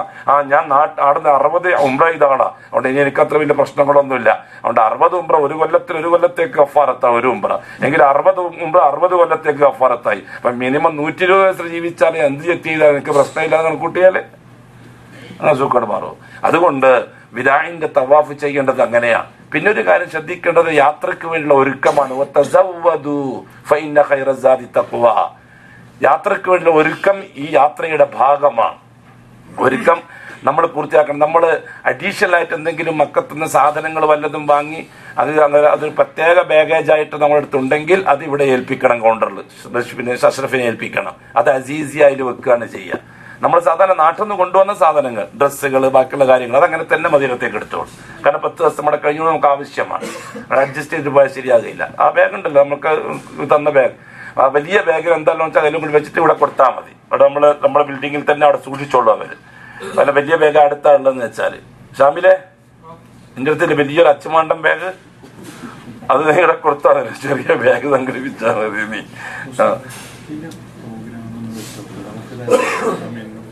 അങ്ങനെ പറഞ്ഞുകൊണ്ടിരിക്കുന്നത്. അങ്ങനെ ഈ വയതിന്റെ രീതി പറയുന്നതുകൊണ്ടാണ് നിങ്ങൾക്ക് മനസ്സിലായത്. അങ്ങനെ പറഞ്ഞുകൊണ്ടിരിക്കുന്നത് ഞാൻ, മനസ്സിലായില്ലേ? ഈ ഡോക്ടർമാരെ ഭാഷ പറയുമ്പോൾ ചിലപ്പോൾ മനസ്സിലായി വരില്ല. വൈദ്യന്മാരെ ഭാഷ പറയുന്നത് മനസ്സിലായി വരില്ല. അതുകൊണ്ടാണ് ഞാൻ അതാ പറഞ്ഞുകൊണ്ടിരിക്കുന്നത്. അപ്പൊ ഇൻഷാ അല്ലാഹ് നമ്മുടെ സാധനങ്ങള് നമ്മുടെ നാട്ടിൽ നിന്ന് കൊണ്ടുവന്ന നമുക്ക് തന്ന ആ ബാഗ് ഒഴിച്ച് ബാക്കി വലിയ ബാഗുകളോ വലിയ കെട്ടുകളോ, കാരണം അവിടെ സൗകര്യങ്ങൾ ഇനി കുറഞ്ഞു വരികയാണ്. മക്കയിലാണ് ക്ലൈമാക്സ് സൗകര്യം, അതിന്റെ താഴെ മദീന, അതിലും താഴെയായിരിക്കും അസീസിയ, അതിലും താഴെയായിരിക്കും മിന, അതിലും താഴെയായിരിക്കും അറഫ, ഒന്നുമില്ലാത്ത 0 ആയിരിക്കും മുസ്ദലിഫ. ഇതാണ് നമ്മുടെ യാത്രയുടെ ഷെഡ്യൂൾ. അങ്ങനെ ആലോചിച്ചാൽ മതി. ഇപ്പം ക്ലൈമാക്സ് ആണ്. അതുകൊണ്ട് ഇത്ര തന്നെ സുഖം അവിടെ കിട്ടുന്നുള്ള പ്രതീക്ഷയിൽ ആരും പോണ്ട. ഇവിടെ ആകെ 4 ആൾക്കൊരു കക്കൂസാണെങ്കിൽ മിക്കവാറും മദീനത്തെ ഒരു 11 ആൾക്കൊരു കക്കൂസായിരിക്കും. അല്ലാത്തത് കിട്ടിയാൽ ഭാഗ്യവാന്മാര് അത്രയാണ് കൊടുക്കും. മനസ്സിലായില്ലേ? അത് കഴിഞ്ഞിട്ട് ഇനി അസീസിയിൽ എത്തിയാൽ ചുരുങ്ങിയത് 17 ആൾക്കോ 20 ആൾക്കോ ഒരു കക്കൂസായിരിക്കും അസീസിയിൽ എത്തിയാല്. അതിലധികം കിട്ടിയിട്ടുണ്ടെങ്കിൽ അത് ഔദാര്യം മാത്രമേ കൂട്ടിക്കൊള്ളൂ.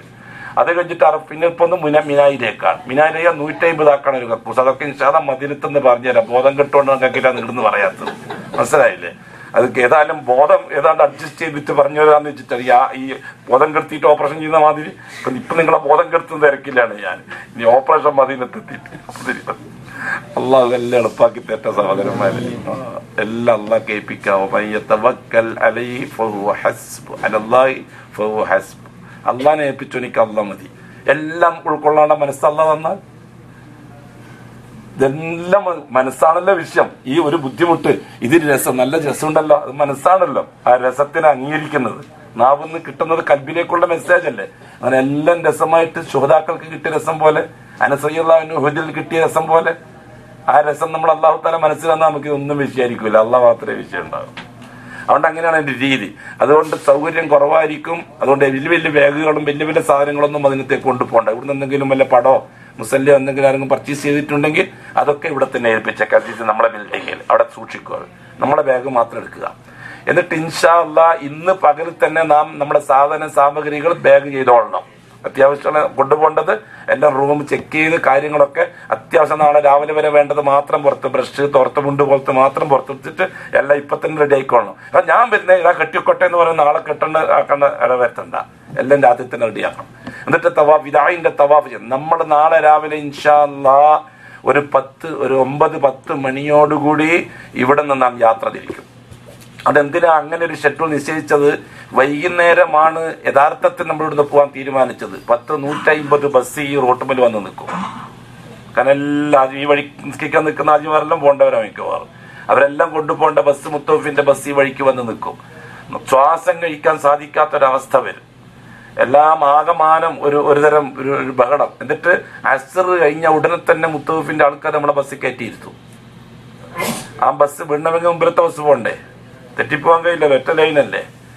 മിക്കവാറും മഗ്‌രിബ് കൊടുക്കുന്നുണ്ടാവും. നമ്മൾ ബസ്സിൽ ഇരിക്കുമ്പോൾ ഇറങ്ങാൻ വിടൂല. ഡ്രൈവർ ബാതിൽ പൂട്ടിയിട്ട് പോകും, നമ്മൾ ആ ബസ്സിൽ ഇരുന്നോളണം.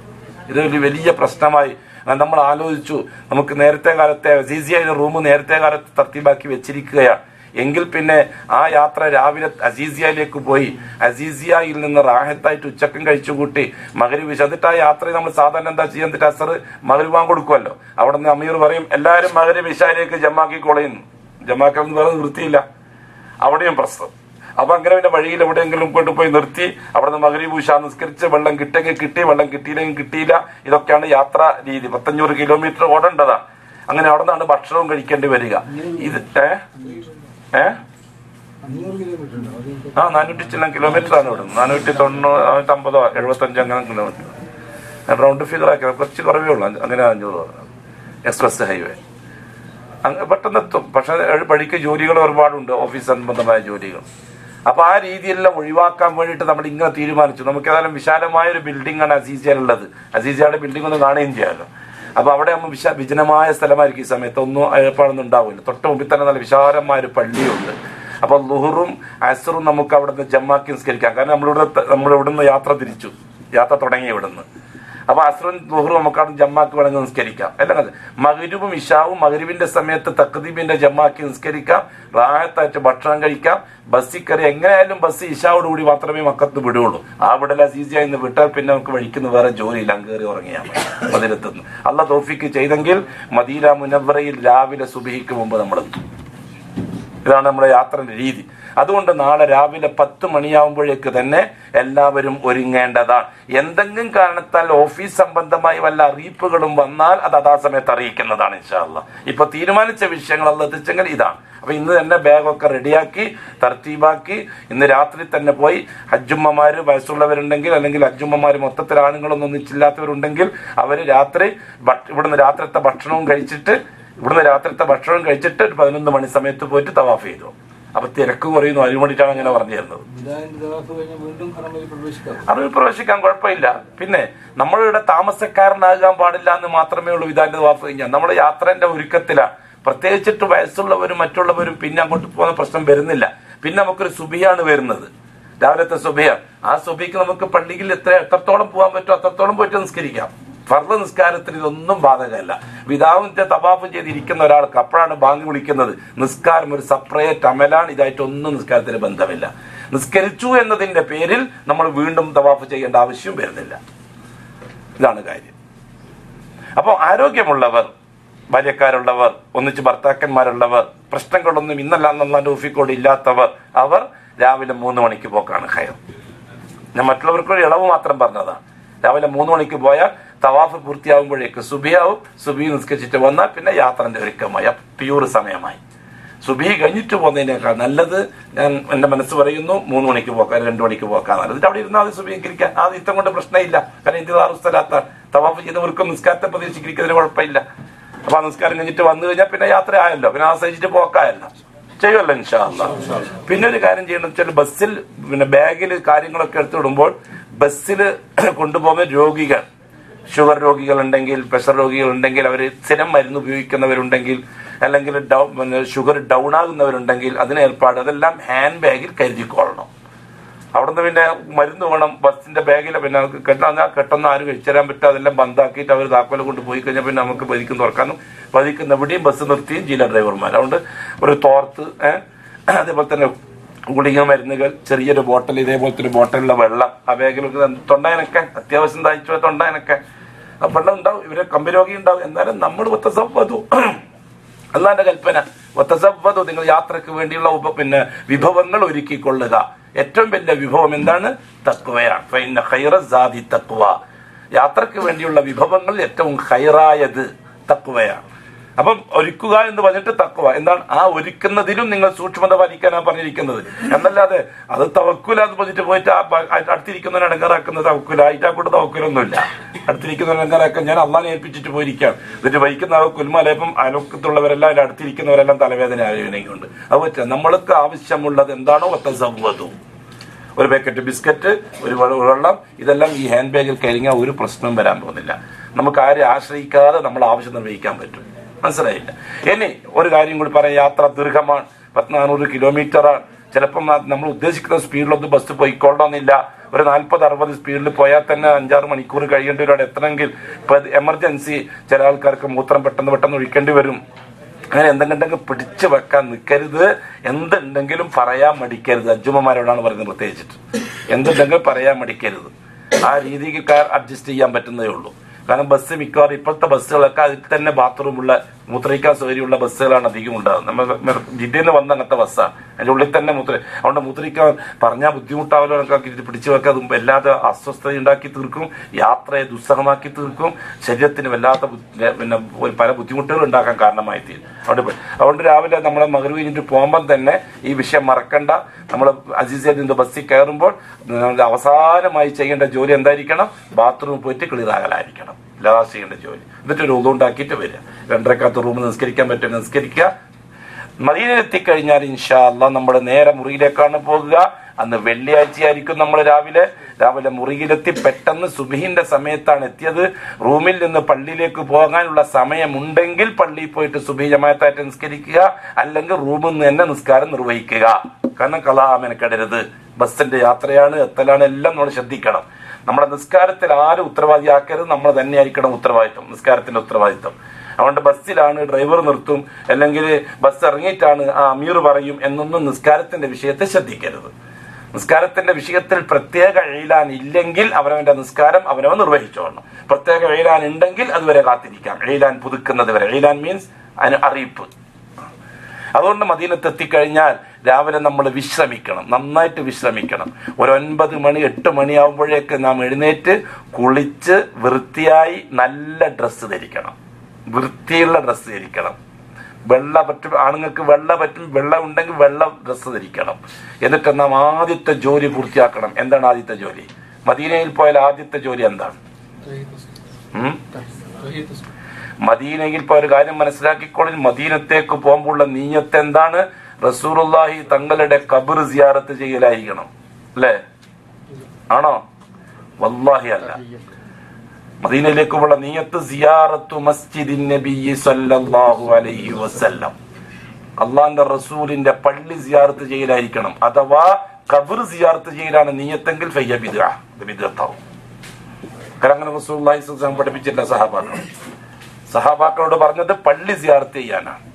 നമ്മൾ മദീനത്തേക്ക് വന്ന് പള്ളി സിയാറത്ത് ചെയ്യാനാണ്. അഷ്റഫുൽ ഖൽഖ് പറഞ്ഞത് എന്റെ പള്ളി സിയാറത്ത് ചെയ്യണമെന്നാണ്.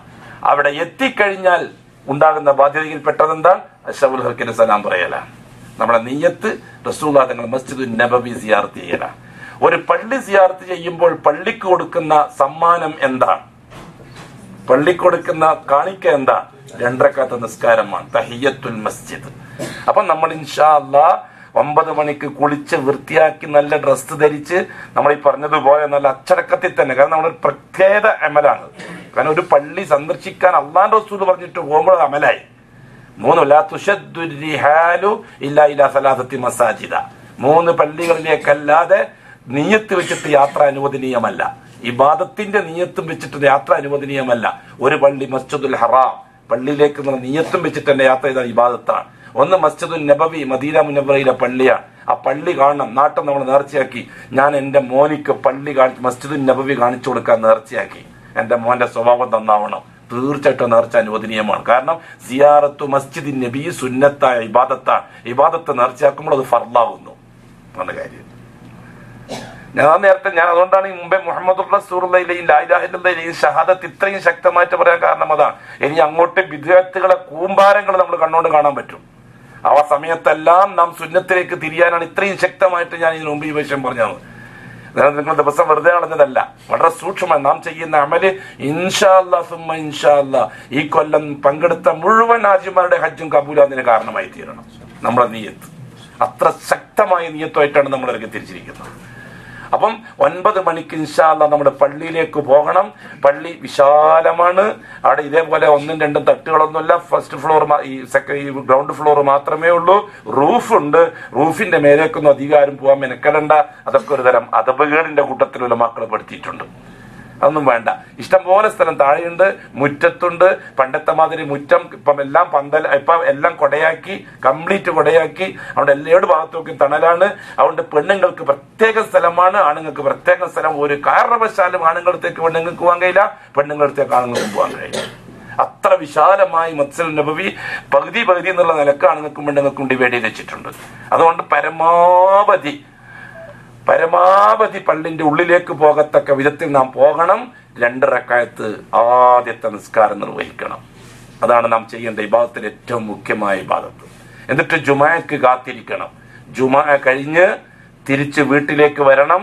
എന്നിട്ട് ഭക്ഷണം കഴിക്കണം, വിശ്രമിക്കണം. അസറിനും ഇതേപോലെ പോണം, മഗ്രിബിനും ഇതേപോലെ പോണം, ഇശാക്കും ഇതേപോലെ പോണം. ഇശ കഴിഞ്ഞിട്ട് തിരിച്ചു വരണം. വന്ന് ഭക്ഷണം കഴിച്ചിട്ട് ഇൻഷാ അല്ലാഹ് നമുക്ക് കൂടിയിരിക്കാം. ഇനി എന്ത് വേണമെന്ന് ആലോചിക്കാൻ. മനസ്സിലായല്ലോ പറഞ്ഞത്? അപ്പൊ നല്ല റാഹത്തായി, ജഗളാക്കണ്ട, ബഹളാക്കണ്ട. പിന്നെ സഹികേടിനാടെ തവാഫി തഹല്ലുലായിട്ട് ഇതാകാനൊന്നും ഇല്ല. എല്ലാം വളരെ സാവധാനത്തിൽ ചെയ്യാവുന്നതേ ഉള്ളൂ. അഷ്റഫുൽ ഖൽക്കിനെ സമീപിക്കുന്നത് വളരെ ചിട്ടയിലും അടക്കത്തിലും ഒതുക്കത്തിലുമായിരിക്കണം. ഒരാൾ വന്നു കുതിരപ്പുറത്തുനിന്ന് ചാടി ഇറങ്ങി റസൂലുള്ളാഹി തങ്ങളുടെ അടുത്ത് പോയിട്ട് അസ്സലാമു അലൈക്കും പറഞ്ഞു. അഷ്റഫുൽ ഖൽക്ക് കുറ്റം പിടിപ്പിച്ചോട്ട് നീ ചെയ്യേണ്ടത് അങ്ങനെയല്ല. നീ കുതിരയെ ഒരു ഭാഗത്ത് കെട്ടുക, എന്നിട്ട് പള്ളി കയറി അള്ളാഹ്ക്ക് 2 റക്അത്ത് തഹിയ്യത്ത് നിസ്കരിക്കുക, എന്നിട്ട് എന്നെ കാണാൻ വരിക. ഇതാണ് ജീവിച്ചിരിക്കുന്ന സമയത്ത് റസൂലുള്ളാഹി തങ്ങൾ പഠിപ്പിച്ച ചിട്ട. അതേ ചിട്ട അതിനേക്കാൾ ശക്തമായിട്ട് വഫാത്തിന് ശേഷം നമ്മൾ പാലിക്കേണ്ടിയിരിക്കുന്നു. ഇത് നമ്മൾ അവിടെ വന്ന് സാധനങ്ങളൊക്കെ വലിച്ചെറിഞ്ഞ് എന്നിട്ട് എല്ലാം പോകാം സലാം പറയാന്നും പറഞ്ഞിട്ട് അടുത്തേക്ക് ഭാരിക്കില്ല, ഒങ്ങത്തൊന്നും കിട്ടൂല. അങ്ങനെ ഈ ലൈസൻസ് ഇല്ലാത്ത ഗവൺമെന്റ് ഒന്നല്ല ഭരിക്കണത്, അള്ളാന്റെ ഗവൺമെന്റാ ഭരിക്കുന്നത് കംപ്ലീറ്റ്. അങ്ങനെ ചാടി പിടിച്ചിട്ട് വരാനൊന്നും അള്ളാനൊന്നും പറ്റൂല. അതിൽ മഹ്ലൂക്കിലത്തെ പറ്റൂ. വളഞ്ഞ ബൈക്ക് വെച്ചാൽ ഗവൺമെന്റിനെ സ്വാധീനിച്ചിട്ട് വരുന്ന പരിപാടി ഉണ്ടല്ലോ. ഇതൊന്നും അള്ളാ ആ പ്രൊസീജിയർ അനുസരിച്ചല്ലാതെ ഒന്നും തരൂല. ആ പ്രൊസീജിയർ ആവട്ടെ വളരെ എളുപ്പമാണ്. ദീനു യുസ്ർ, ദീൻ വളരെ എളുപ്പമാണ്. അതുകൊണ്ട് ഈ രീതിയിൽ വേണം ചെയ്യാൻ. പിന്നെ ഒരു കാര്യം, നമ്മൾ വെള്ളിയാഴ്ച രാവിലെ പള്ളിയിലേക്ക് പോകുമ്പോൾ 9 മണിക്ക് പള്ളിയിലേക്ക് പോകുമ്പോൾ മിക്കവാറും നമ്മളെ ബിൽഡിങ് വഴി മാറാത്ത രീതിയിൽ തന്നെ ബാബു സലാമിന്റെ ഭാഗത്താണ്. അത് നമ്പർ എത്രയെന്ന് എനിക്ക് ഓർമ്മയില്ല, ഗേറ്റ് നമ്പർ. അപ്പൊ നമ്മൾ പള്ളിയിൽ നിന്ന് വീട്ടിൽ നിന്ന് നടന്നു വന്ന് പള്ളിയിലേക്ക് കയറുമ്പോൾ ഗ്രില്ലിന്റെ ഗേറ്റ് ഉണ്ട്, കമ്പൗണ്ട് വാളിന്റെ ഗേറ്റ്. ആ ഗേറ്റിന് നമ്പർ ഉണ്ട്. ആ നമ്പർ ഒന്ന് കുറിച്ച് വെച്ചേക്കണം. കാരണം ഒരുപാട് ഗേറ്റ് ഉണ്ട്, 27 ഗേറ്റ് ഉണ്ട്. അതിൽ ഏത് ഗേറ്റ് ആണോ നമ്മുടെ റൂമിൽ നിന്ന് നമ്മുടെ പള്ളിയിലേക്ക് കയറി വരുന്ന ഡയറക്ഷൻ ഗേറ്റ് ഏതാണോ ആ ഗേറ്റ് നമ്പർ ഒന്ന് കുറിച്ച് വെച്ചേക്കണം. എന്നെന്തുണ്ട്, അഥവാ എങ്ങോട്ടെങ്കിലും മാറിപ്പോയാലും ആ നമ്പറുള്ള കാലത്തോളം ബുദ്ധിമുട്ടേണ്ടി വരില്ല. ആ നമ്പറാണ് നമ്മൾ ചോദിക്കേണ്ടത്. ഒറ്റപ്പെട്ടു പോയാൽ നമ്മൾ ബിൽഡിംഗ് ഏതാണെന്ന് ചോദിക്കരുത്. ആരോടും ഇത്ര നമ്പർ ഗേറ്റ് ഏത് ഭാഗത്താണെന്ന് ചോദിക്കാവും. ഈ നമ്പർ അതാണ് നമ്പർ കുറിച്ച് വെക്കാൻ വേണ്ടി പറയുന്നത്. ബിൽഡിംഗ് ചോദിച്ചാലും നടത്ത പോലീസുകാർക്കും പറഞ്ഞു തരാൻ കഴിയില്ല, ആർക്കും പറഞ്ഞു തരാൻ കഴിയില്ല. കാരണം പോലീസുകാരെല്ലാം എവിടുന്നെങ്കിലും വന്ന് സ്പെഷ്യൽ ഡ്യൂട്ടിക്കാരായിരിക്കും. അവർക്ക് റൂമും വഴിയൊന്നും അവർക്ക് മനസ്സിലാവില്ല. അപ്പൊ അവർക്ക് ഗേറ്റ് നമ്പർ ചോദിച്ചാൽ അവർക്ക് പറഞ്ഞു തരാൻ കഴിയും പെട്ടെന്ന്. അപ്പൊ ഗേറ്റിന്റെ അടുത്ത് എത്തിക്കഴിഞ്ഞാൽ അതേപോലെ തന്നെ നമ്മൾ ആൾ മാറിപ്പോയി, ഭാര്യ കൈവിട്ടുപോയി, ഉമ്മ കൈവിട്ടുപോയി, ഫോണുണ്ട്, നമ്മൾ എന്താ പറയേണ്ടത്, എന്നാ ഇത്ര നമ്പർ നിങ്ങൾ എവിടെയാ ഉള്ളതെന്ന് ചോദിക്കുക. എത്ര നമ്പറിന് എടുത്താൽ നിങ്ങൾ ഉള്ളതെന്ന് ചോദിക്കുക. അവിടെ നിൽക്കാൻ പറയുക. അവിടെ നിന്ന് മാറരുത്, നമ്മൾ അവിടത്തേക്ക് പോയാൽ. ഇനി ആരോഗ്യമുള്ളവരാണെങ്കിൽ ഇത്ര നമ്പർ ഗേറ്റത്തേക്ക് വരാം. അപ്പൊ അവരെന്ത് ചെയ്യണം, പോലീസുകാരോടോ ആരോടെങ്കിലും ഇത്ര നമ്പർ ഗേറ്റ് ഏതാന്ന് ചോദിച്ചാൽ നമ്പർ പറഞ്ഞു തരും. ആ ഗേറ്റിനടുത്ത് വന്ന് നിന്നാൽ മതി. ഗേറ്റിന് വെളിയിലേക്ക് ഇറങ്ങിയിട്ട് ഒരു കാരണത്താലും പരതാൻ നടക്കരുത്, ബുദ്ധിമുട്ടിപ്പോകും. ഗേറ്റിന് വെളിയിലേക്ക് ഇറങ്ങിയിട്ട് ഒരു കാരണത്താലും റൂം വരുതാൻ മെനക്കെടരുത്, നിങ്ങൾ ഏതെങ്കിലും ലോകത്തെത്തിപ്പോകും. അത്ര വിശാലമാണ് മസ്ജിദുൻ നബവി മദീനത്തുൽ മുനവ്വറ. മദീനത്തുൽ മുനവ്വറ മനോഹരമാണ്, സൗന്ദര്യമുള്ള നാടാണ്. ആ പള്ളിയിലും ആ സൗന്ദര്യം കാണാം. അതെ, റസൂലുള്ളാഹി സ്വല്ലല്ലാഹു അലൈഹി വസല്ലം പറഞ്ഞു, ദജ്ജാൽ പുറപ്പെടും, അവൻ എന്റെ നാട്ടിലേക്ക് വരും. ഉഹദ് മലയുടെ പാർശ്വത്തിൽ നിന്നുകൊണ്ട് അവനവന്റെ അനുയായികളോട് ചോദിക്കും, ഈ വെളുത്ത കൊട്ടാരം ആരുടേതാ? അപ്പോൾ പറയപ്പെടും മുഹമ്മദിന്റേതാ. ഓ, എന്നാ ഞാൻ അങ്ങോട്ടില്ലെന്നും പറഞ്ഞവൻ പിറകോട്ട് പോകുമെന്ന് പറഞ്ഞു റസൂലുള്ളാഹി തങ്ങൾ. എപ്പോഴാ ഇത് പറയുന്നറിയുമോ? ഈത്തപ്പനയുടെ മടല് കൊണ്ട് പന്തലാക്കി നിസ്കരിച്ച പള്ളിയിൽ ഇരുന്നു കൊണ്ട് അഷ്റഫുൽ ഇത് പറഞ്ഞത്. വെളുത്ത കൊട്ടാരം, ആ വെളുത്ത കൊട്ടാരം ആ ഹബീബിന്റെ നാവിൽ നിന്ന് വന്ന വാക്ക് പോലെ നൂറ്റാണ്ടുകൾക്ക് ശേഷം അള്ളാഹു യാഥാർത്ഥ്യമാക്കി. ഇന്നതൊരു വെളുത്ത കൊട്ടാരമാണ്. ഭൂലോകത്ത് ഇത്ര മനോഹരവും സൗന്ദര്യവും ഉള്ള നാടോ ഒരു വീടോ ഒരു ഏർപ്പാടോ ലോകത്ത് കാണാൻ പറ്റുകയില്ല. അത്ര മനോഹരമാണ് മദീന. അള്ളാഹു നമ്മുടെ മനസ്സും മനോഹരമാക്കി തരട്ടെ. ഇത്രയും കാര്യങ്ങൾ ഓർമ്മയായല്ലോ. അതുകൊണ്ട് ഇനി അതിന്റെ അപ്പുറത്ത് പോലുള്ള കാര്യങ്ങൾ ഇൻഷാ അല്ലാഹ് അവിടെ വെച്ച് സംസാരിക്കാം. അവിടുത്തെ ക്ലാസ്സുകളിലും ബാക്കിയുള്ള കാര്യങ്ങൾ ഇതേപോലത്തെ ആയിരിക്കും ക്ലാസ് അവിടെയും ഉണ്ടാകുക. ഏതാണ്ട് ബിൽഡിംഗ് അതേ ബിൽഡിംഗ് തന്നെയാണ് നമ്മളത്. ആ ബിൽഡിങ്ങിന് ഇൻഷാ അല്ലാഹ് സൗകര്യം ഉണ്ടാവും എന്ന് വിചാരിക്കുന്നു. ആ സൗകര്യം നമുക്ക് ഉപയോഗപ്പെടുത്തുകയും ചെയ്യാം. വേറെ എന്തെങ്കിലും ചോദിക്കേണ്ടത് ചോദിക്കും. വിദായിന്റെ തവാഫ് നമ്മൾ പറഞ്ഞു, യാത്രയ്ക്കുള്ള ഒരുക്കം പറഞ്ഞു, രാവിലെ പോകേണ്ട സമയം പറഞ്ഞു, പിന്നെ എത്തിയ ഉടനെ ചെയ്യേണ്ട ജോലിയും പറഞ്ഞു. ഇനി എന്തെങ്കിലും ഒന്നുമില്ലല്ലോ. രാവിലെ 10 മണിക്ക് ഇറങ്ങും. ഇവിടെ നിന്ന് പറയാൻ വിട്ടുപോയിട്ടുണ്ടോ സാറേ? ഞാൻ പറഞ്ഞല്ലോ, അത് രാത്രി ചെയ്യുന്ന ഉതിറുള്ളവർക്ക് ചെയ്യാം. ഉതിർ മീൻസ് വയസ്സ്, രോഗം. സീനിയർ സിറ്റിസൺ രാജിക്കാരെ പോലെ. എല്ലാവരും സുബഹിക്ക് മുമ്പ് പോകാൻ പറഞ്ഞല്ലോ. ഞാൻ 3 മണിക്ക് എണീച്ചിട്ട് പോയിക്കോളി, തവാഫ് തുടങ്ങിക്കോളി. ഏതെങ്കിലും തവാഫ് ബാക്കിയായി പോയി, ചുറ്റും എണ്ണം ഒരു 7 5 ആയി, 2 ബാക്കിയുണ്ട്, അപ്പോഴാണ് ബാങ്ക് കൊടുത്തത്. അവിടെ തന്നെ ഇരുന്നോളും. ബാക്കി 2 കൂടി പൂർത്തിയാക്കി തിരിച്ചു വന്നാൽ സുബഹി നിസ്കരിച്ചതിന് ശേഷം ഒരു 2 മണിക്ക് പോയാൽ മിക്കവാറും സുബഹിയാകുമ്പോൾ തീർക്കാൻ പറ്റും. അങ്ങനെ ഉണ്ടാവുള്ളൂ. എത്ര തിരക്കായാലും 1 മണിക്കൂർ കൂടുതലൊന്നും വേണ്ടി വരില്ല, എത്ര തിരക്കായാലും. അതുകൊണ്ട് ഏറ്റവും നല്ല സമയം 3 മണിക്ക് പോക്കാണ്. 2:30 3 മണിക്ക് പോക്കാണ് ഇൻഷാ അല്ലാഹ് ഏറ്റവും നല്ല സമയം. വിദായിന്റെ തവാഫിന്റെ നിയത്തോടെ ഞാൻ ഇവിടെ നല്ല മനസ്സോടെ ഇസ്തിഹ്ലാറുൽ ഖൽബ്, ശ്രദ്ധിച്ചോളെ, കൽബിന് നന്നായിട്ട് ഹാളായിക്കൊള്ളണം. ഒരു കാര്യം ഗൗരവമായിട്ട് അറിയേണ്ട വിഷയം എന്താണ്, ഇനി നമ്മൾ മക്കയിലേക്ക് ഇപ്രാവശ്യം താമസിക്കാനായിട്ട് വരൂല. ആ ബോധവും കൂടി നമുക്ക് ഇനി ഇപ്പം മുതലുള്ള അങ്ങോട്ട് സമയത്ത് നമുക്ക് ഉണ്ടാവണം. ഇനി മക്കത്ത് താമസമില്ല. നമ്മൾ ഇനി ഹജ്ജിന്റെ തവാഫിനും ഹജ്ജിന്റെ വിദായിനും വേണ്ടി മാത്രമേ ഇനി നമ്മൾ ഇങ്ങോട്ട് വരുള്ളൂ. അത് വന്നാൽ അപ്പം തന്നെ വന്നിട്ട് പോവുകയും ചെയ്യും. പിന്നെ താമസം അജീസിയിലായതുകൊണ്ട് അതുകൊണ്ട് ഇനി ഒരു 24 മണിക്കൂർ സമയമുണ്ട്. 24 മണിക്കൂർ സമയം അത്രയേ ഉള്ളൂ. അത് വളരെ സൂക്ഷ്മമായി കൈകാര്യം ചെയ്തു. അല്ലാഹു തആല എന്നെയും നിങ്ങളെ അനുഗ്രഹിക്കട്ടെ. വിദായിന്റെ നിയത്ത് തന്നെ തവാഫുൽ വിദാ. തവാഫ് 3 തരമാണ്. ഒന്ന് ഇഫാദത്തിന്റെ തവാഫ്, ഹജ്ജിന്റെ തവാഫ്. രണ്ടാമത്തത് ഉംറന്റെ തവാഫ്. മൂന്നാമത്തത് വിദായിന്റെ തവാഫ്. നാലാമത്തെ തവാഫ് ഉള്ളത് സുന്നത്തായ തവാഫ്. അപ്പൊ വിദായിന്റെ തവാഫ് തന്നെയാണ് അതിന്റെ പേര്. വിടവാങ്ങൽ തവാഫ് എന്നാണ് അതിന്റെ പേര്. വിടവാങ്ങൽ. കുദൂമിന്റെ തവാഫ് അതല്ല പറഞ്ഞ കുദൂമിന്റെ തവാഫ്. അതാണ് ഞാൻ ഉംറയുടെ തവാഫ് എന്ന് പറഞ്ഞത്. കുദൂമിന്റെ തവാഫ്, ഇഫാദത്തിന്റെ തവാഫ്, വിദായിന്റെ തവാഫ്, സുന്നത്തായ തവാഫ്. കുദൂമിന്റെ തവാഫ് ഹജ്ജിന് ഇഹ്റാം കെട്ടി വരിക, തവാഫ് ചെയ്യുക. അത് കുദൂമിന്റെ തവാഫ്, അതായത് കഅബത്തിൽ പ്രവേശിക്കുന്ന തവാഫ്. രണ്ടാമത്തത് ഇഫാദത്തിന്റെ തവാഫ്, അതാണ് ഹജ്ജിന്റെ തവാഫ്. മൂന്നാമത്തത് വിദായിന്റെ തവാഫ്, അതാണ് വിടവാങ്ങൽ തവാഫ്. നാലാമത്തത് സുന്നത്തായ ബാക്കി തവാഫ്. ഇതാണ് കാര്യം.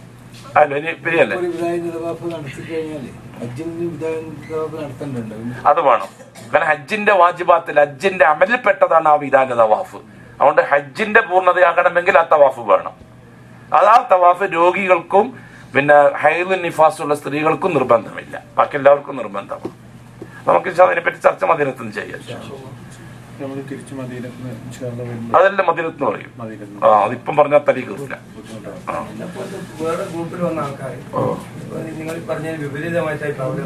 പക്ഷെ അതല്ല പിന്നെ അവിടുത്തെ കാര്യങ്ങള് നമ്മളെപ്പോഴത്താണ് നമ്മൾ പഠിച്ച പോലെ ചെയ്തേക്കണം. അത്ര കാര്യം വേറൊന്നുമില്ല. അതെല്ലാം ഇപ്പം ചിന്തിച്ചൊന്നും ശരിയാവില്ല. അതെല്ലാം വരുന്നതിന് മുമ്പേ ശ്രദ്ധിക്കേണ്ട വിഷയങ്ങളാണ്. അതൊന്നും ഇപ്പൊ ശ്രദ്ധിച്ചാൽ ഒന്നും ശരിയാവില്ല. അതുകൊണ്ട് ഇൻഷാ അല്ലാഹ്